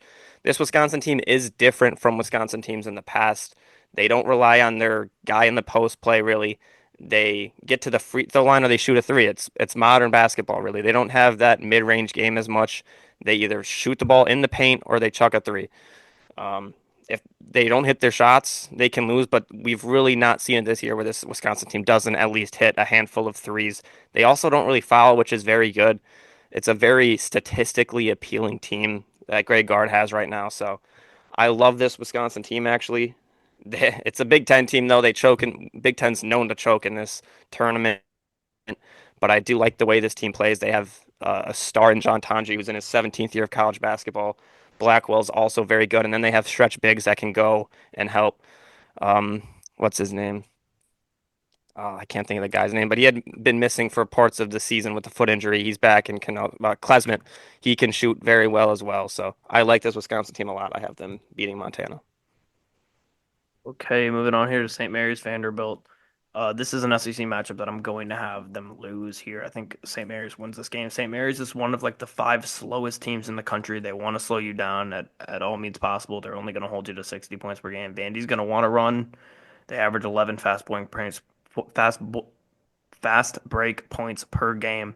They don't shoot the three as nearly as good as past Vandy teams have, though, so that's even a better matchup for St. Mary's. I think St. Mary's rolls past Vandy, gets the second round.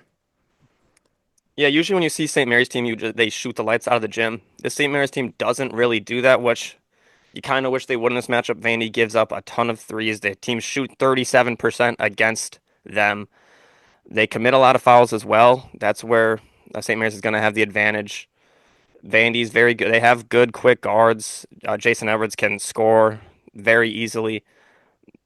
St. Mary's um, is a like you said, they slow the game down, which in March tends to not happen. Usually those teams tend to lose. They just play quicker in March. It's just a thing that happens. So that's what concerns me for St. Mary's there. They beat Gonzaga twice during the regular season, lost in the championship. I am going to pick St. Mary's though as well. I've liked this team all season. They rebound the ball very well. They just have to go out there and if they can shoot a little bit better than they have in the regular season, or just honestly at that pace, that could be huge for them. So I like them to beat Vanderbilt here and move to the second round. I got St. Mary's as well. Okay, last match of the first round here. This is very easy. Alabama. One thing I want to say about Alabama, I am very, very worried about Grant Nelson not being available for this tournament, but we did get an update that they expect him to be back for the second round at the very worst, possibly for Friday. They I shouldn't didn't rush even him know. back for Friday. They should I, easily be able to beat this Robert Morris team at that point. I think they get past Robert Morris, and I think he comes back for that second round matchup, which is very, very important for them. yeah, I didn't know it was even. I'd seen him get hurt. I didn't know he was potential to miss Yeah, or miss a game. there was a concern that he would miss multiple games, so that it was Yeah. actually a good update. Wow. That is concerning for what I have in the future. But I have Bama winning that game easily. There's not much to worry about in that aspect. So I have Bama moving on to the next round. Okay, back up to the top. Duke, Mississippi State. I really do like this Mississippi State team. I struggle to have confidence in their offense, though. They only shoot at 31% from three. I think Duke's an absolute juggernaut. I worry about Cooper Flag and Malik Brown's injuries. Cooper Flag, I think, will be fine. I'm specifically worried about Malik Brown. He is arguably one of the best defensive players on this Duke team. So if he's not available for multiple games in this tournament, that could absolutely hurt their defense. But they'll have Cooper Flag for this game. They'll be at their full strength. At full strength, they're arguably the best team in the field here. I'm going to take Duke to beat Mississippi State. Yeah, I have Duke versus Baylor.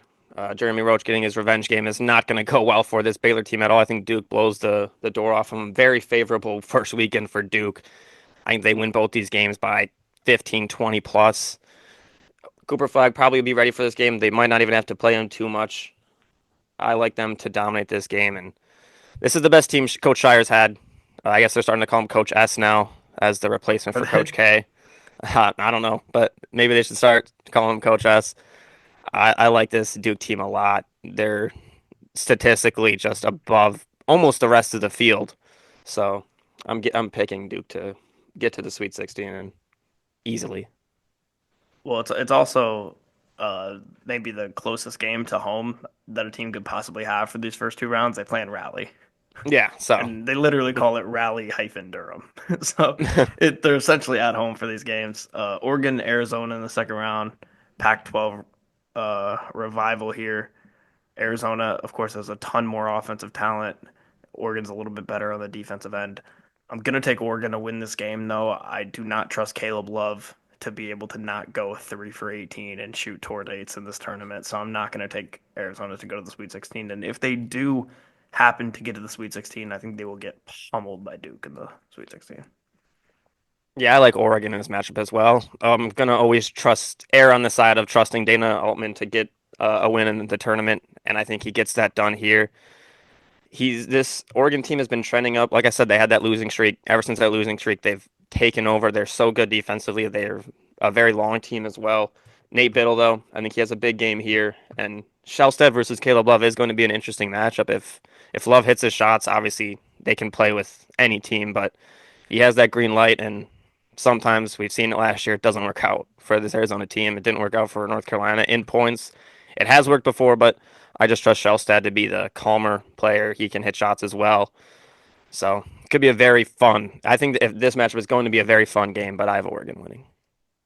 Okay, next one here, VCU, Wisconsin. I really, really like this VCU team. Like I said, they're a great defensive team, but I think Wisconsin is just way, way too much for this team. Shoot at 35% from three, score about 80, give up just over 70. Wisconsin will slow this game down a little bit more than VCU wants to. VCU is going to want to run, run, run. If Wisconsin has to run, they can. It's not one of those situations where VCU plays their style of ball and Wisconsin's in trouble. I think Wisconsin can play any style of ball they want to. I think that's an invaluable advantage in this tournament. Give me Wisconsin to beat VCU. Yeah, I have Wisconsin versus BYU. I have Wisconsin winning this game pretty easily. Maybe not easily, but I like Tanji, Blackwell. They have the guards to do it. I like Greg Gard's team a lot. They have big men that can stretch the floor. Their defense is still pretty solid, but I trust them to get it done. BYU, I don't think they'll be able to guard them in this matchup. They give you threes. BYU's defense doesn't. Wisconsin's going to hit those shots. You can't go under the screen against them. I'm taking Wisconsin to win this game. Okay, last one of the second round here. Bama, St. Mary's. Bama, the number one pace team in college basketball. St. Mary's is in the bottom five. So this game will be very interesting. How is this game going to be played? I think it's significantly an advantage for Alabama. I think they're going to speed up the St. Mary's team, and it's a lot easier to play slower as a fast-paced team than it is to play fast as a slow-paced team. So give me Alabama to beat St. Mary's in the second round.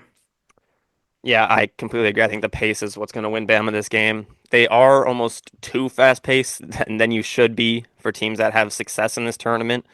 But in a matchup of these two teams where it's completely opposite, in March you tend to just speed up a little bit. I think Bama, as long as Nelson's healthy, should win this game. So I got Bama beating St. Mary's. Okay, Oregon and Duke here. Going to take Duke, of course. They're a very, very underrated defensive team. We know how good their offense is, but they only give up 61 points a game. I know they're in the ACC. The ACC is horrible. I've been so critical of the ACC all year long.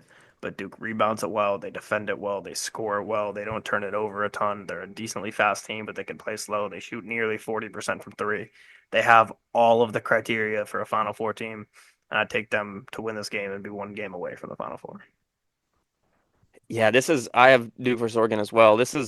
I think this will be Duke's hardest game on their way to the Final Four. I have them winning it though. Cooper Flag, he's obviously the real deal. Con Kneppel's fantastic. They have so much going for them. They shoot the ball well. They only have one loss since Thanksgiving.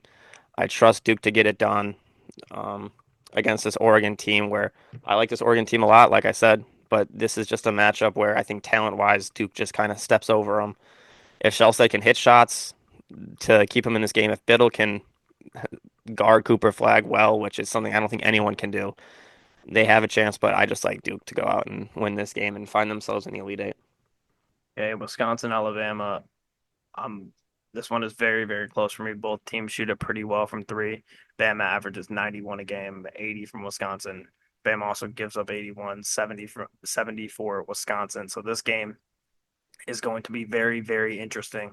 Like I said, Wisconsin's a bit of a slower paced team compared to these fast paced teams. Bama's going to run, run, run, run, run.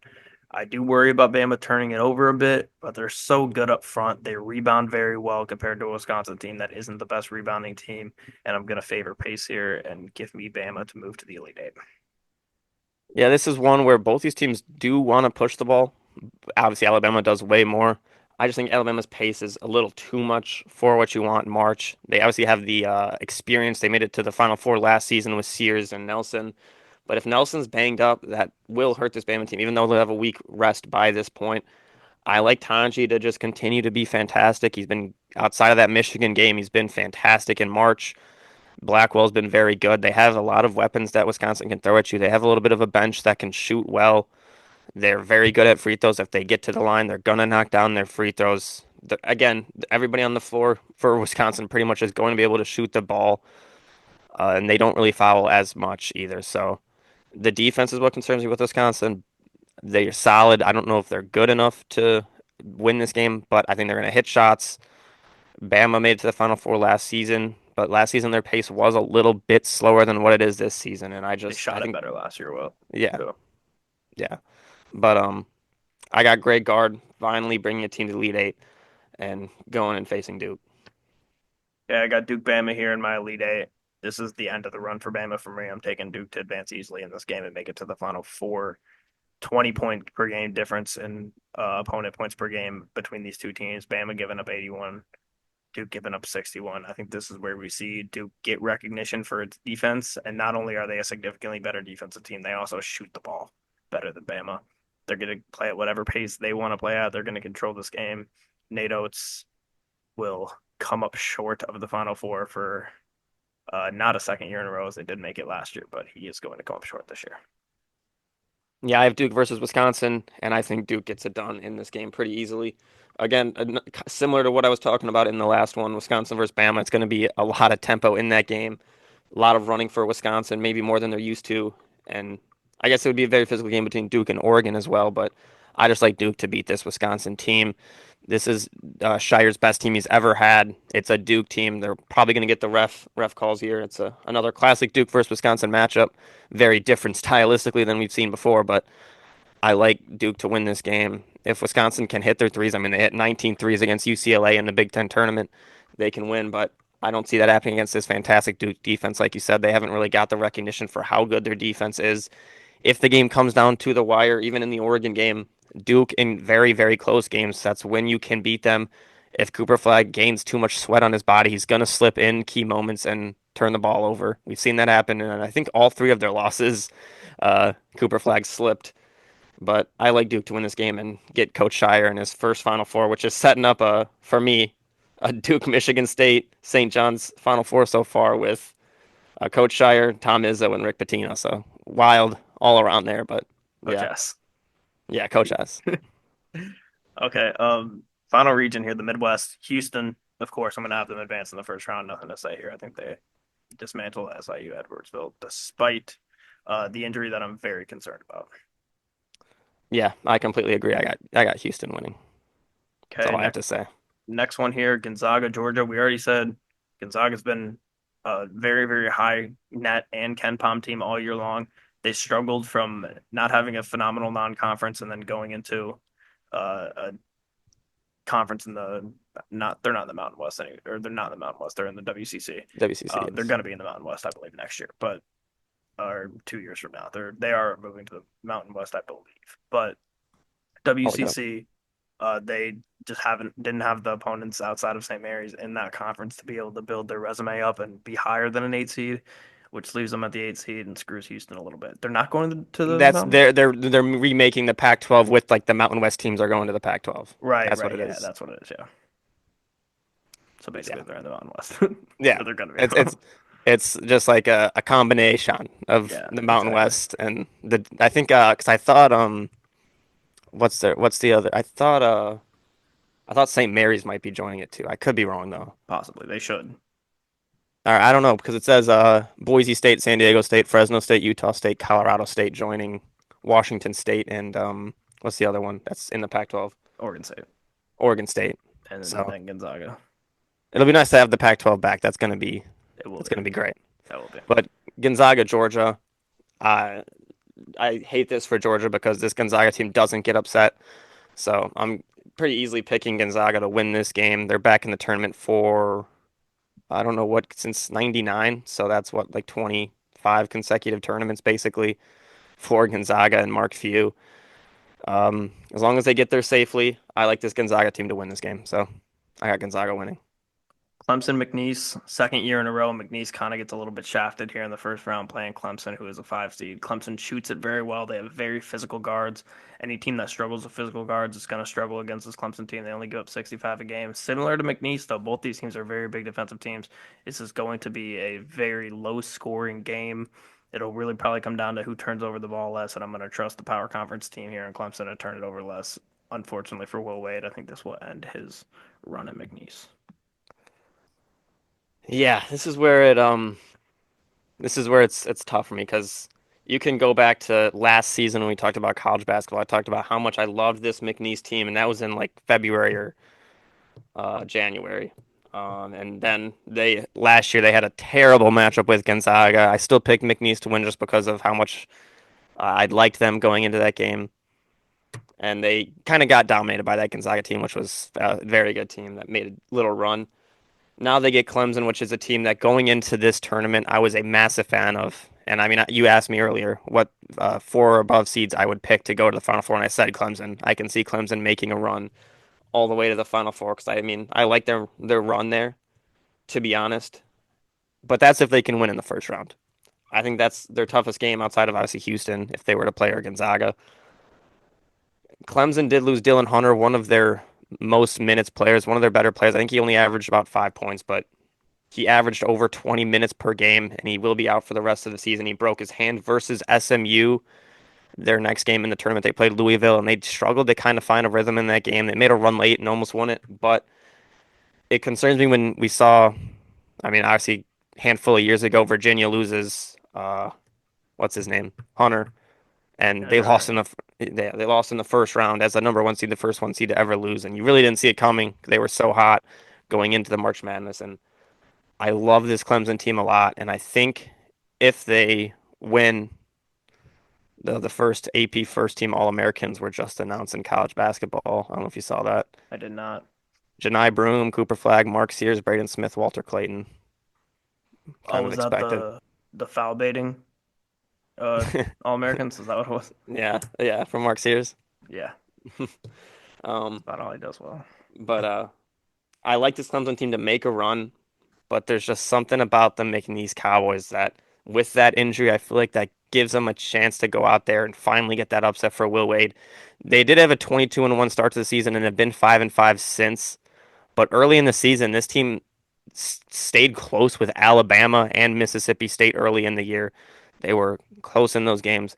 They force you to turn the ball over. Clemson does have a very veteran backcourt, which is something that you really need. They don't turn the ball over too much. They do get into foul trouble, though.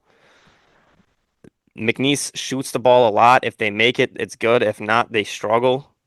There's something that's telling me McNeese is going to win this game with that injury to Dylan Hunter. So I'm picking McNeese here, but if Clemson wins this game, I can see them making a run all the way to the Final Four. But I'm picking McNeese. Okay, next one here, Purdue High Point. I'll make this quick. This is a pretty popular upset pick here to take High Point. They've been great all year. great offensively, great defensively. Purdue is a team that we've seen lose early before, but Braden Smith is arguably the best point guard in the country. I think if you have the best point guard in the country, it's going to be tough for you to get upset in the first round. And although they have not played well over the past month, I'm going to take Purdue to Wow. get past High Point and get to the second round. I thought for sure you were gonna pick High Point. We I can see talk. I them mean, winning. I definitely am going to have them winning in some brackets, but I like yeah, Purdue. me too. I know right when the bracket came out, I texted our group chat and I said it's looks like by Saturday morning, Braden Smith is going to be the next point guard at Kentucky University, which won't happen, I don't Hope so. think, because University of Kentucky, but yes, I hope so. yeah. But this Purdue team, well, it's, again, like you said, it's a popular upset pick. I loved High Point going into this tournament. I watched them that championship in the Big South. I bet on them a couple times during the season. They're a very good team. They're entering this on a 14-game winning streak. They average more than 82 points per game, and that is a concern with Purdue's defense. They do give up a lot of points, but a lot of the points they give up are in the paint. Where High Point, that's really not where they are as good. They like to shoot the ball. And the issue with High Point's defense is it's not good. Simply, they give up a ton of 3-point shooting, and you got shooters on Purdue, uh, Cox, Colvin. Obviously, Braden Smith is a fantastic shooter, but Fletcher Lawyer, he can shoot the lights out of the gym. He struggled recently, hasn't really had a shot, and teams have been locking him down. But this is a top 10 offense. Braden Smith and TKR is a pick and roll duo that is very challenging to guard. And that's another thing that High Point struggles with is that pick and roll. And I think that Purdue goes out there and a lot of people are going to pick them to lose, but this is a team that was in the national championship last year. And the year before that, they lost in the first round to a 16 seed. So all pretty much this Purdue team is very veteran. I mean, Fletcher Lawyer's been there for a while. Braden Smith's been there for a while. TKR's been there for a while. They're all juniors. They were there for that upset loss. They went to the championship last year. They know what to win. They know not to overlook any team. I also have Purdue winning this matchup. Okay, moving on here then to Illinois versus Texas and Xavier. Give me Texas to beat Xavier and to beat Illinois. Illinois is too up and down of a team for me. I mean, similar to Kentucky in some aspects. I think Kentucky is a little bit better than them, but some nights they look amazing. They'll go put up 100 points on you and break the Big Ten tournament record like they did with Iowa in the Big Ten tournament this year. But they're just too up and down. I think Texas is a much more down to earth team. They're going to do what they do. They're not really streaky in any sense. And Trey Johnson is one of the best guards in this entire tournament. So give me Trey Johnson and Texas to beat Xavier and then to beat Illinois first round. Yeah, the reason I went back on my Ole Miss UNC pick was because I had to pick a first four team. I thought one of the 11 seeds to win in the first round, and I'm not going to do that here. I'm going to pick Illinois, which should be concerning for me because we've seen Illinois choke under Brad Underwood multiple times in the tournament. They've done it as a one seed against Loyola. They do it almost every year. Terrence Shannon Jr. kind of was the exception. Um, this Illinois team, it really just depends what shooting team you get that shows up in the arena on whatever day it is. They can shoot the lights out or they can miss every shot possible. So I trust Illinois to just get it done. Yakachonis is a freshman guard for them. He's been solid this season, and at times he's looked like one of the best freshmen in the country and a lottery pick. At times he's looked like he shouldn't even think about going to the NBA this year. He's kind of had the yips recently, hasn't shot the ball as well, but there's something about it. I mean, Illinois fans have been saying it all year that this team has the highest ceiling in the Big Ten. I don't believe that, but I do think their ceiling's high, and on any given day, they can honestly go out and beat any team if they're on fire, but we haven't seen it. I'm going to pick Illinois to win this game, though. They have the talent. They can rebound very well. Will Riley's also a fantastic freshman, so I'm picking Illinois here. Kentucky Troy. Kentucky's been here before in the 3-14. We saw them lose last year to Oakland, same time as the game on Friday, but I'm going to take Kentucky to win this game. I think it's a new era. I think they have Mark Pope. Lamont Butler is going to be back for this game, which is huge for them. Of course, Jackson Robinson will be out for the entire tournament. If Lamont Butler can stay healthy, this Kentucky team is Final Four good. If he can't stay healthy, they're not Final Four good. So it's, are you willing to bet on him to stay healthy? He's only been able to stay healthy for 2 or 3 games at a time, and then he gets hurt, but we haven't seen, excuse me, we have not seen Lamont Butler be in a situation as impactful as the NCAA tournament and see if he's going to be able to come back from injury. We know that when he was in the tournament with San Diego State, he was able to get them all the way to the national championship game and hit game winners on the way to that. Give me Lamont Butler and the Cats to beat Troy. Yeah, give me Kentucky as well. What are the odds you're a 3 seed 2 years in a row and you get upset 2 years in a row? I feel like it's pretty low. You don't have Calipari anymore. It's Mark Pope. And Mark Pope, in the back of his head, he has to know that this is out of any game in this tournament, this is the one that he cannot lose. You do Yeah. not want to start your Kentucky career off with an upset against a 14 seed. I do like this Troy team. I think they kind of match up decent with this Kentucky team. They had games against Houston and Arkansas this year where their defense looked solid. They can force you into turnovers. So if they Kentucky needs Lamont Butler to play to keep their offense in rhythm and not turning the ball over as much, Kentucky's had so many injury issues that is concerning just all around. You don't want to have many injuries going into March, but I trust Kentucky to go out there and win. They played in the toughest conference during the regular season, so they can score on any team in the country. There's just got to limit those turnovers, and I trust them to hit their threes and win this game. Okay, UCLA, Utah State. This is another very close one here. UCLA is a very good defensive team. Utah State's a better offensive team. Utah State wants to run more. UCLA is going to try to slow you down and hold on to the ball and rebound well. They have not rebounded well this year, or just 32 a game for them, but Utah State has also not been a great rebounding team. I'm going to take Mick Cronin and the Bruins to move on to the second round. Yeah, I was trying to look through it. I think I've picked every Big Ten team to win in the first round now, except for Michigan. There you go. That's usually not a thing to pick in March Madness. Big Ten Yeah. teams tend to choke, lose in the first round. So I am concerned about that, and I think that's going to influence my decision to go against UCLA here. I know they're not a normal Big Ten team, as they should be a Pac-12 team, but this is a good defense for UCLA. They force you to turnovers. They're also a very deep team. They have 10 players. They play 10 players deep as well. They don't really have a go-to scorer, which is what concerns me. If the game is close, who's going to get the ball? I like this Utah State team, although they're Mountain West, and Mountain West tends to also choke. Yep. This is a Utah State team that has a lot of guys who can go out there and hit shots, different shot makers. This defense can force a lot of steals. They beat St. Mary's during the season. The defense isn't as good, but like I said, they get turnovers. So I'm going to pick Utah State in a little bit of a 10-7 upset here. And 50-50 on 10-7 updates is fine. So I'm going to go Utah State to win this matchup against UCLA. Okay, Houston Gonzaga. This is very, very, very tough for me. Gonzaga is a very good team, as we know. Like we said, the Ken Pom thing. Juwan Roberts' injury concerns me a ton. He plays the third most minutes on this team. He's their leading rebounder. He's their best big man. They do not have a ton of size. This Houston team runs like a 6'8" center essentially with him at their big man position. They have a lot of six. They have a couple 6'8" guys, but they don't have anybody really above that height. Gonzaga's so good offensively, but Houston, I trust Kelvin Sampson. I trust that they still have LJ Cryer as long as he can stay healthy. Give me Houston to win this game, and it looks like Juwan Roberts could only probably come back for the Final Four of the national championship game. Yeah, that's the concerning thing with Houston. If it wasn't for that, I'd trust this Houston team to make it to the Final Four really without any issues. This is a better 3-point shooting team than we've seen from Houston in prior years. They have become one of the top 3-point shooting teams in the country. They blew it last year when just the injury really got to Marcus Sasser, I believe, killed him and hurt him.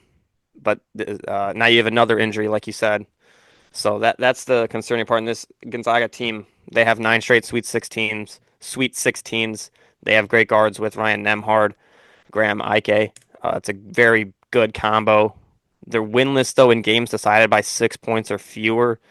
They don't have any great wins. They struggle with their interior defense. I trust Houston to go out there. They've choked in so many years that eventually they're going to break through. They only had 4 losses in a very good Big 12. I'm gonna pick Houston, but I can see whoever winning this game is getting a path to the Final Four, to be honest. Very good as a stretch, but Big 12 is solid. Clemson, Purdue. Give me Clemson. I think this is where Purdue's run ends here. I don't think Purdue is that good of a team. I just think they're good enough to not get upset in the first round here. And Clemson has very good defensive guards, injury concerns, of course, but Purdue's going to struggle if you're going to be able to put a ton of pressure on Braden Smith and not let him do what he wants to do and get 10 assists and 15 points in a game. So give me Clemson to beat Purdue, move on to play Houston. Yeah, I have McNeese versus Purdue. Uh, Another tough matchup for me to pick. This is one of the tougher brackets for me to pick overall. I kind of want to pick McNeese to go to the Sweet 16. I did it last season and it killed me. Do I want to do that again? That's what concerns me. But this defense for McNeese, their weakness is that they give up a ton of 3-point attempts, just like High Point. And I've been critical about, I mean, Purdue's been playing Braden Smith about 38 minutes a game. They've been playing TKR about 38 minutes a game. They're going to be exhausted. They've looked bad, but they do have an extra little week off going into this tournament. And call me crazy, but I'm going to pick Purdue to beat McNeese. They're going to hit shots. Fletcher Lawyer is going to have a tournament. I they had a very, very poor end of the regular season, and maybe I'm just over or not thinking about that enough how bad they looked. But I'm going to pick them to win this game and start hitting some shots. And Braden Smith's a fantastic guard, so I'm going to pick Purdue to win. Okay, Kentucky, Texas. I'm gonna go with Kentucky. Texas did beat them in Texas earlier on this year in a very close game that Kentucky led for most of, but Kentucky's too dynamic. I think they have too much scoring for a team like Texas. I think Texas does get to win their first two games here and move on to the round of 32, but I think their run ends here and Kentucky moves to the Sweet 16. Yeah, I have Kentucky versus Illinois. Again, we don't know what Illinois team we'll see on any given That day. matchup would be insane. Yeah, they might score 5 million points in this game if that were to be the matchup. It could be 95 to 90. Or maybe the balls are overinflated and no one in this tournament can shoot. Yeah, We saw a little bit of that last year. I don't know if you've seen that guy on TikTok I've seen recently it. that just Scares me. he keeps talking about the overs. Don't you remember the balls were overinflated? He was showed up to the NCAA headquarters talking about the overinflated balls. So maybe that just all around could hurt shooting teams in this tournament, but I trust Kentucky to get it done. As long as Lamont Butler can stay healthy and stay in these games, I think Mark Pope leads his Kentucky team to the Sweet 16. And all things considered, with all the injuries they've had and new coach, that would be a successful season for Kentucky. So I have them beating Illinois and going to the Sweet 16. Okay, last one here, UCLA, Tennessee. I'm going to take Tennessee. They're too good defensively. They're very good offensively as well. Zakai Ziegler's been there for a million years. He's pushing 40 now. I think they're going to be able to get it done. I trust this Tennessee team to make it past these first few games. They've also never made a Final Four, but they tend to be able to get to at least second weekend recently. So give me Tennessee to beat UCLA. Yeah, I have Tennessee beating Utah State in this game. Tennessee has a very good defense. They have a lot of wins in that dominant SEC. They can get out of this first weekend. Chaz Lanier is a great shooter. I just trust them to beat any Mountain West team that you've pretty much put in front of them. I got Tennessee winning that. Okay, top of the bracket again. Houston, Clemson, two teams with very dynamic, great defensive guards. Not super big size in the front court for either one of these teams. I think Houston's just the better version of Clemson, even without Jawan Roberts. I think this is a game that they still should be able to win. I think this is an easier matchup for them than Gonzaga in the previous round. Give me Houston to beat Clemson, go to the Elite Eight. Yeah, I got Houston versus Purdue, and I'm going to pick Houston to win that matchup as well. I think that's where Purdue's run comes to an end. I like Houston a lot if they can continue to hit their shots, and I can see them winning this game pretty easily. Like I said, I think whoever wins that Houston Gonzaga game honestly goes all the way to the Elite Eight no matter what, and maybe the Final Four. But I have Houston beating Purdue. I think they shoot the ball well, and they're able to keep Braden Smith out of the paint. I think they're a team that can go out there and guard TKR and force him to have a quiet game because he's been very hard to guard all season. So I like Houston to shut down this top 10 Purdue offense. Here we are, Kentucky, Tennessee, and Indianapolis. Kentucky's 2-0 against this Tennessee team, beat them on the road, beat them at home this year. There was a point in the year, beginning of the year, especially when Kentucky lost to Clemson, that it felt like they were going to struggle with matchups where they had very physical guards and very defensive teams. And as the season went on, it ended up being they beat those defensive teams because those teams can't beat them off the dribble as much and they could defend. And they lose to the teams like Bama and Auburn who can run up and down the floor, score a bunch of, hit a bunch of threes, and just run up the score and beat you off the dribble. Those are the teams that have tend to beat them. I will be 6 feet deep and completely rotted to bones before I pick Tennessee to beat Kentucky in March Madness. So give me Kentucky to beat Tennessee and move to the Elite Eight. Yeah, I've been going back and forth on this matchup because I like Kentucky beat Tennessee twice, so they have the advantage in that matchup. But there's always the statement of it's very hard to beat a team 3 times, and it comes down to that. Tennessee, at some point, they've been good a lot in these recent years. They've had the same players for about 10 years in a row now. They're going to make a deep run into this tournament at some point and make it to the Final Four. Maybe this is finally that season. They've never done it, so it's hard for me to They've believe yeah that at some they've point never they got to the will. Final Four, but it just feels like they're due 26 tournament appearances, 0 Final Fours. This is a this is a very tough one for me to pick. I think it all comes up to will Kentucky be healthy still? Will they be able to hit their shots? And that's something you can't guarantee at this point with how injured they've been and them hitting their shots. So I'm going back and forth on it. Rick Barnes' tournament record is roughly 500, so I mean, could be worse. It's not great. Um, I'm going. I mean, Tennessee has had games where their offense doesn't show up. It's just, will that happen 3 times against Kentucky? I don't know. So I think I'm gonna have to pick Tennessee here to advance to the Elite Eight. We shall see. All right, so here's the point: Houston, Kentucky in the Elite Eight. I went into this show today in mind, Houston going to the Final Four, and if it wasn't Houston, the other two options for me, the only other two options are Gonzaga and Kentucky. I think those are the three best teams in this. Tennessee's good too, but I don't have them beating Kentucky. I think those are the three best options to go to the Final Four here, and here was my thought process. I, as good as I think Gonzaga is, I think if they were the 2 seed, I would probably have Gonzaga going to the Final Four. But I can't have them beating Houston in the second round. I just don't see it happening. I think Houston's too good. I think Kelvin Sampson's too good of a coach. I couldn't have them beating them in the second round. You have Kentucky go and they play Tennessee, they beat Tennessee, they get to this Elite Eight spot. And I can't get out of my head the Juwan Roberts injury. I can't do it. He's 6'8". He's their biggest player. He plays 31 minutes a game, third most minutes on the team. Not only is he one of their best defensive players that makes this defense go, he also averages fourth most points on the team, 10 points a game.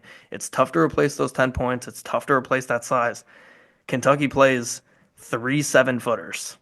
That's a lot of size. Kentucky struggles to rebound sometimes, so when they get a matchup where they have a lot of size on their opponent, they're going to be able to rebound. They're going to be able to run. And Houston is a team that does have guards that can beat you off the dribble, but not to the point that a lot of these teams that beat Kentucky were. So even though I came into this bracket wanting to swallow my pride and have Kentucky lose in the Elite Eight, I'm actually going to have Kentucky beat Houston, and I think Mark Pope's going to go to the Final Four. It's this bracket. I don't think they can go to the. I don't think they go to the Final Four in any of the other three brackets. This is the one where I think they actually have matchups that favor them, and I'm gonna have them beating Houston and going to the Final Four to face off against Duke. Yeah, I have Tennessee versus Houston. Uh, this is where I think Houston benefits from playing Purdue. I think they're going to be a little bit more rested. Kentucky Tennessee rivalry game. It's going to stay close. I'm going to pick Houston to go to the Final Four. They've been a 3 seed or a number 1 seed 3 years in a row at this point. I think at some point they're finally going to be able to make that run and get to the Final Four. Maybe Roberts is back by then. So I'm gonna pick Houston to get that win and finally find themselves in the Alamodome in the Final Four. I have Houston winning. All right, Final Four. Mine is Auburn, Maryland, Duke, Kentucky. Who was yours? My Final Four, I have Michigan State, St. John's, Duke, and Houston. Okay, first matchup here: Auburn, Maryland. I think this is where the magical run ends here for Maryland. Auburn's just too good of a shooting team. They'll be able to shoot over the top of Maryland. They got a lot of size that can compete with the size that Maryland has down in the paint. SEC's been so good this year. They could be a crime if they didn't have one team make it to the championship. Give me Auburn in the final or in the championship. Yeah, that's what hurts is not having an SEC team in my Final Four, considering how dominant they've been. I feel like if there was one, it would be Florida at this point, or Tennessee or Kentucky. Obviously Auburn as well. But I have for my first Final Four game, Michigan State versus St. John's. This game would feed families as it would be Tom Izzo versus Rick Pitino. Winner goes to the national championship. These two have faced each other a lot in March. Obviously, when Rick Pitino was on Louisville. I want to look up really quickly. I know one time Michigan State beating Rick Pitino. I know one time Rick Pitino beating Tom Izzo to go to the Final Four. Uh, I don't know their match. I'm pretty sure they're about 500 on against each other. Um, I don't think I'll be able to find it, but Got to have the white suit out for that game too. yeah, that would man, that game would be one of the a highlight. They're very similar teams, Michigan State and St. John's. I'm going to pick Michigan State to beat St. John's and go to the national championship. Both teams have a elite defense. Both teams can't really shoot the ball. I do think Michigan State, I know they haven't done it all season. I think they're a better shooter than the stats show, though. They have guys that can shoot the ball very well. They get to the free throw line. These are two teams that loved it, that are great rebounding teams. Both are great in offensive rebounding. Michigan State gets out in transition a little bit more than St. John's. And Michigan State is a great free throw shooting team, where St. John is not a good free throw shooting team. So I think Michigan State has the advantages in these games. They played in I believe, a harder conference than the Big East in the Big Ten. I'm going to pick Michigan State to go to the national championship. All right, Duke, Kentucky. Both teams shoot it extremely well from three. Kentucky, the best three-point shooting team in Division One. Duke, right up there with them. Both teams shooting 38% from three. Both teams averaging in the 80s. Kentucky 86, Duke 83. Where this game comes down to me is Kentucky turns it over a little bit more than Duke, and Duke's defense is significantly better than Kentucky's. I'm going to take Duke and Cooper Flag and Malik Brown to be healthy and to beat Kentucky in the Final Four and move on to the national championship to play against Auburn. Two best teams all year. And although this tournament does breed the best teams not winning it historically, I think the two best teams do end up facing off in the national championship this year. Yeah, I have Duke versus Houston here, and very interesting matchup. Houston finally makes the Final Four. I just trust this Duke team. They have so many stars. Cooper Flag's fantastic. Con Canepo is great. I think they just have more talent all around, and both teams can shoot the three ball well, but Duke is just so efficient all around on offense and defense. The stats show that they're just such like an anomaly almost in the fact that they're so good offensive and so good defensive efficiency. So the hardest part about Duke is picking them just because you hate them so much, but they're so good as long as Cooper Flag's healthy. Again, the only concern is in close games they have lost with the not being able to get a shot up late. So if Houston can force Cooper Flag to have to go and hit a game winner, maybe he doesn't do it, but I also feel like he might be due to hit a game winner at this point. So I'm going to pick Duke to go and face Michigan State in the national championship. All right, championship game here. Auburn and Duke. Both teams really, really good offensively. Both teams top talent, I would say, overall in college basketball. Two great coaches in Bruce Pearl and Coach S. Neither team is extremely fast up and down the court. Neither team is extremely slow. They're pretty even pace. They're even in turnovers as well. But at the end of the day, big reason why I've picked them to go this far in the tournament is Duke's defense is better than all the other teams that have just as good offense as them. Like you said, the star power with Cooper Flag, Con Canepo, Malik Brown. I'm going to take the Duke Blue Devils to cut down the Nets in San Antonio and beat Auburn 88-82. Yeah, I have Michigan State Spartans versus the Duke Blue Devils in the national championship game. We've seen this matchup in Final Fours multiple times. Just an iconic matchup of a blue blood versus a borderline trying to become a blue blood, and maybe a championship would do that for Michigan State. I want to pick Michigan State so badly. Definitely not biased at all. I don't know what would make you think that it was a biased pick. Michigan State has to shoot the ball well if they want to win a championship. Like that's not a question. I really what I'm betting on is Michigan State being able to go out there and shoot the ball. They've shown in games that they can. They've been up and down with it. In a game versus Duke, they would need their guards to step up. Trey Holloman, if he's not playing well, Michigan State could lose in the second round in New Mexico. Who knows? But if Trey Holloman is engaged defensively, Jeremy Fears is a great defender as well. They have defensive guards that can go out there and slow down Con Canepo. Jaden Akins can go out there and defend your wing very well. I just don't know how Michigan State would be able to guard Cooper Flag in a matchup like this. He's the number one overall pick. He's the best player in college basketball for a reason. He is banged up, but at this point, if they make it this far, he's probably healthy enough to go out there and win them one last game. I think Michigan State can win this game. Jace Richardson can emerge as a star. Tom Izzo can get his second national championship, and everything's well for Michigan State. And I'd love for that to happen, but I think I'm going to pick Duke to win the national championship here. They just have so much talent, and Cooper Flag is such a great player that I hate. I mean, I just hate picking Duke to win the championship, but I think it happens, and I have Duke beating Michigan State, but I'd be I'd be ecstatic if Michigan State wins, obviously. What have we done? Yeah, This I is a know. humiliation reward here. It is honestly. It's just the fact that Power I mean, teams lose to Duke and Duke to win it all. it's Oh, just the Duke team is just. You look at the the, numbers. I don't know if you know the trapezoid of excellence or whatever. They're no, almost I'm very aware they're of the almost tropes. they're almost outside of the trapezoid of Yeah, excellence. It's yeah, it's ridiculous. They're very, very good, and I'm pretty sure in Gordo Palm or whatever, they're also in the elite of that, which is like pace and offensive efficiency or something. yep. But it's March. Anything Yeah. can happen. But we'll make And these but brackets. unfortunately, the championship is in uh, April, so it's Yes. January, February. Izzo, we know. Yeah, it's true. Yeah, struggles in April. Although this year it has been Izzo, Izzo, Izzo. Can we get a fourth? We'll see. Yeah, so we will put these brackets in ESPN. We'll do a group specifically for these two brackets and see who does better here. They're fairly similar. They have a good amount of differences though, especially in the final four teams individually. But that will about do it for this episode of the Engage A podcast. We will be having a trivia episode coming out on Saturday with two reoccurring guests, Sarb, who's been on a couple times to talk about some draft stuff, and Bo, who was on for a movie draft, I believe. So both of them will be on for trivia on Saturday. So check that out, Answer Age Sports Trivia. We also have two other episodes that have come out of that. So if you like that kind of stuff, episode two and episode one are already out on this channel. So go check those out. All the links in our description are for TikTok, Spotify, social media, and all that good stuff. And we will see everybody in the next one.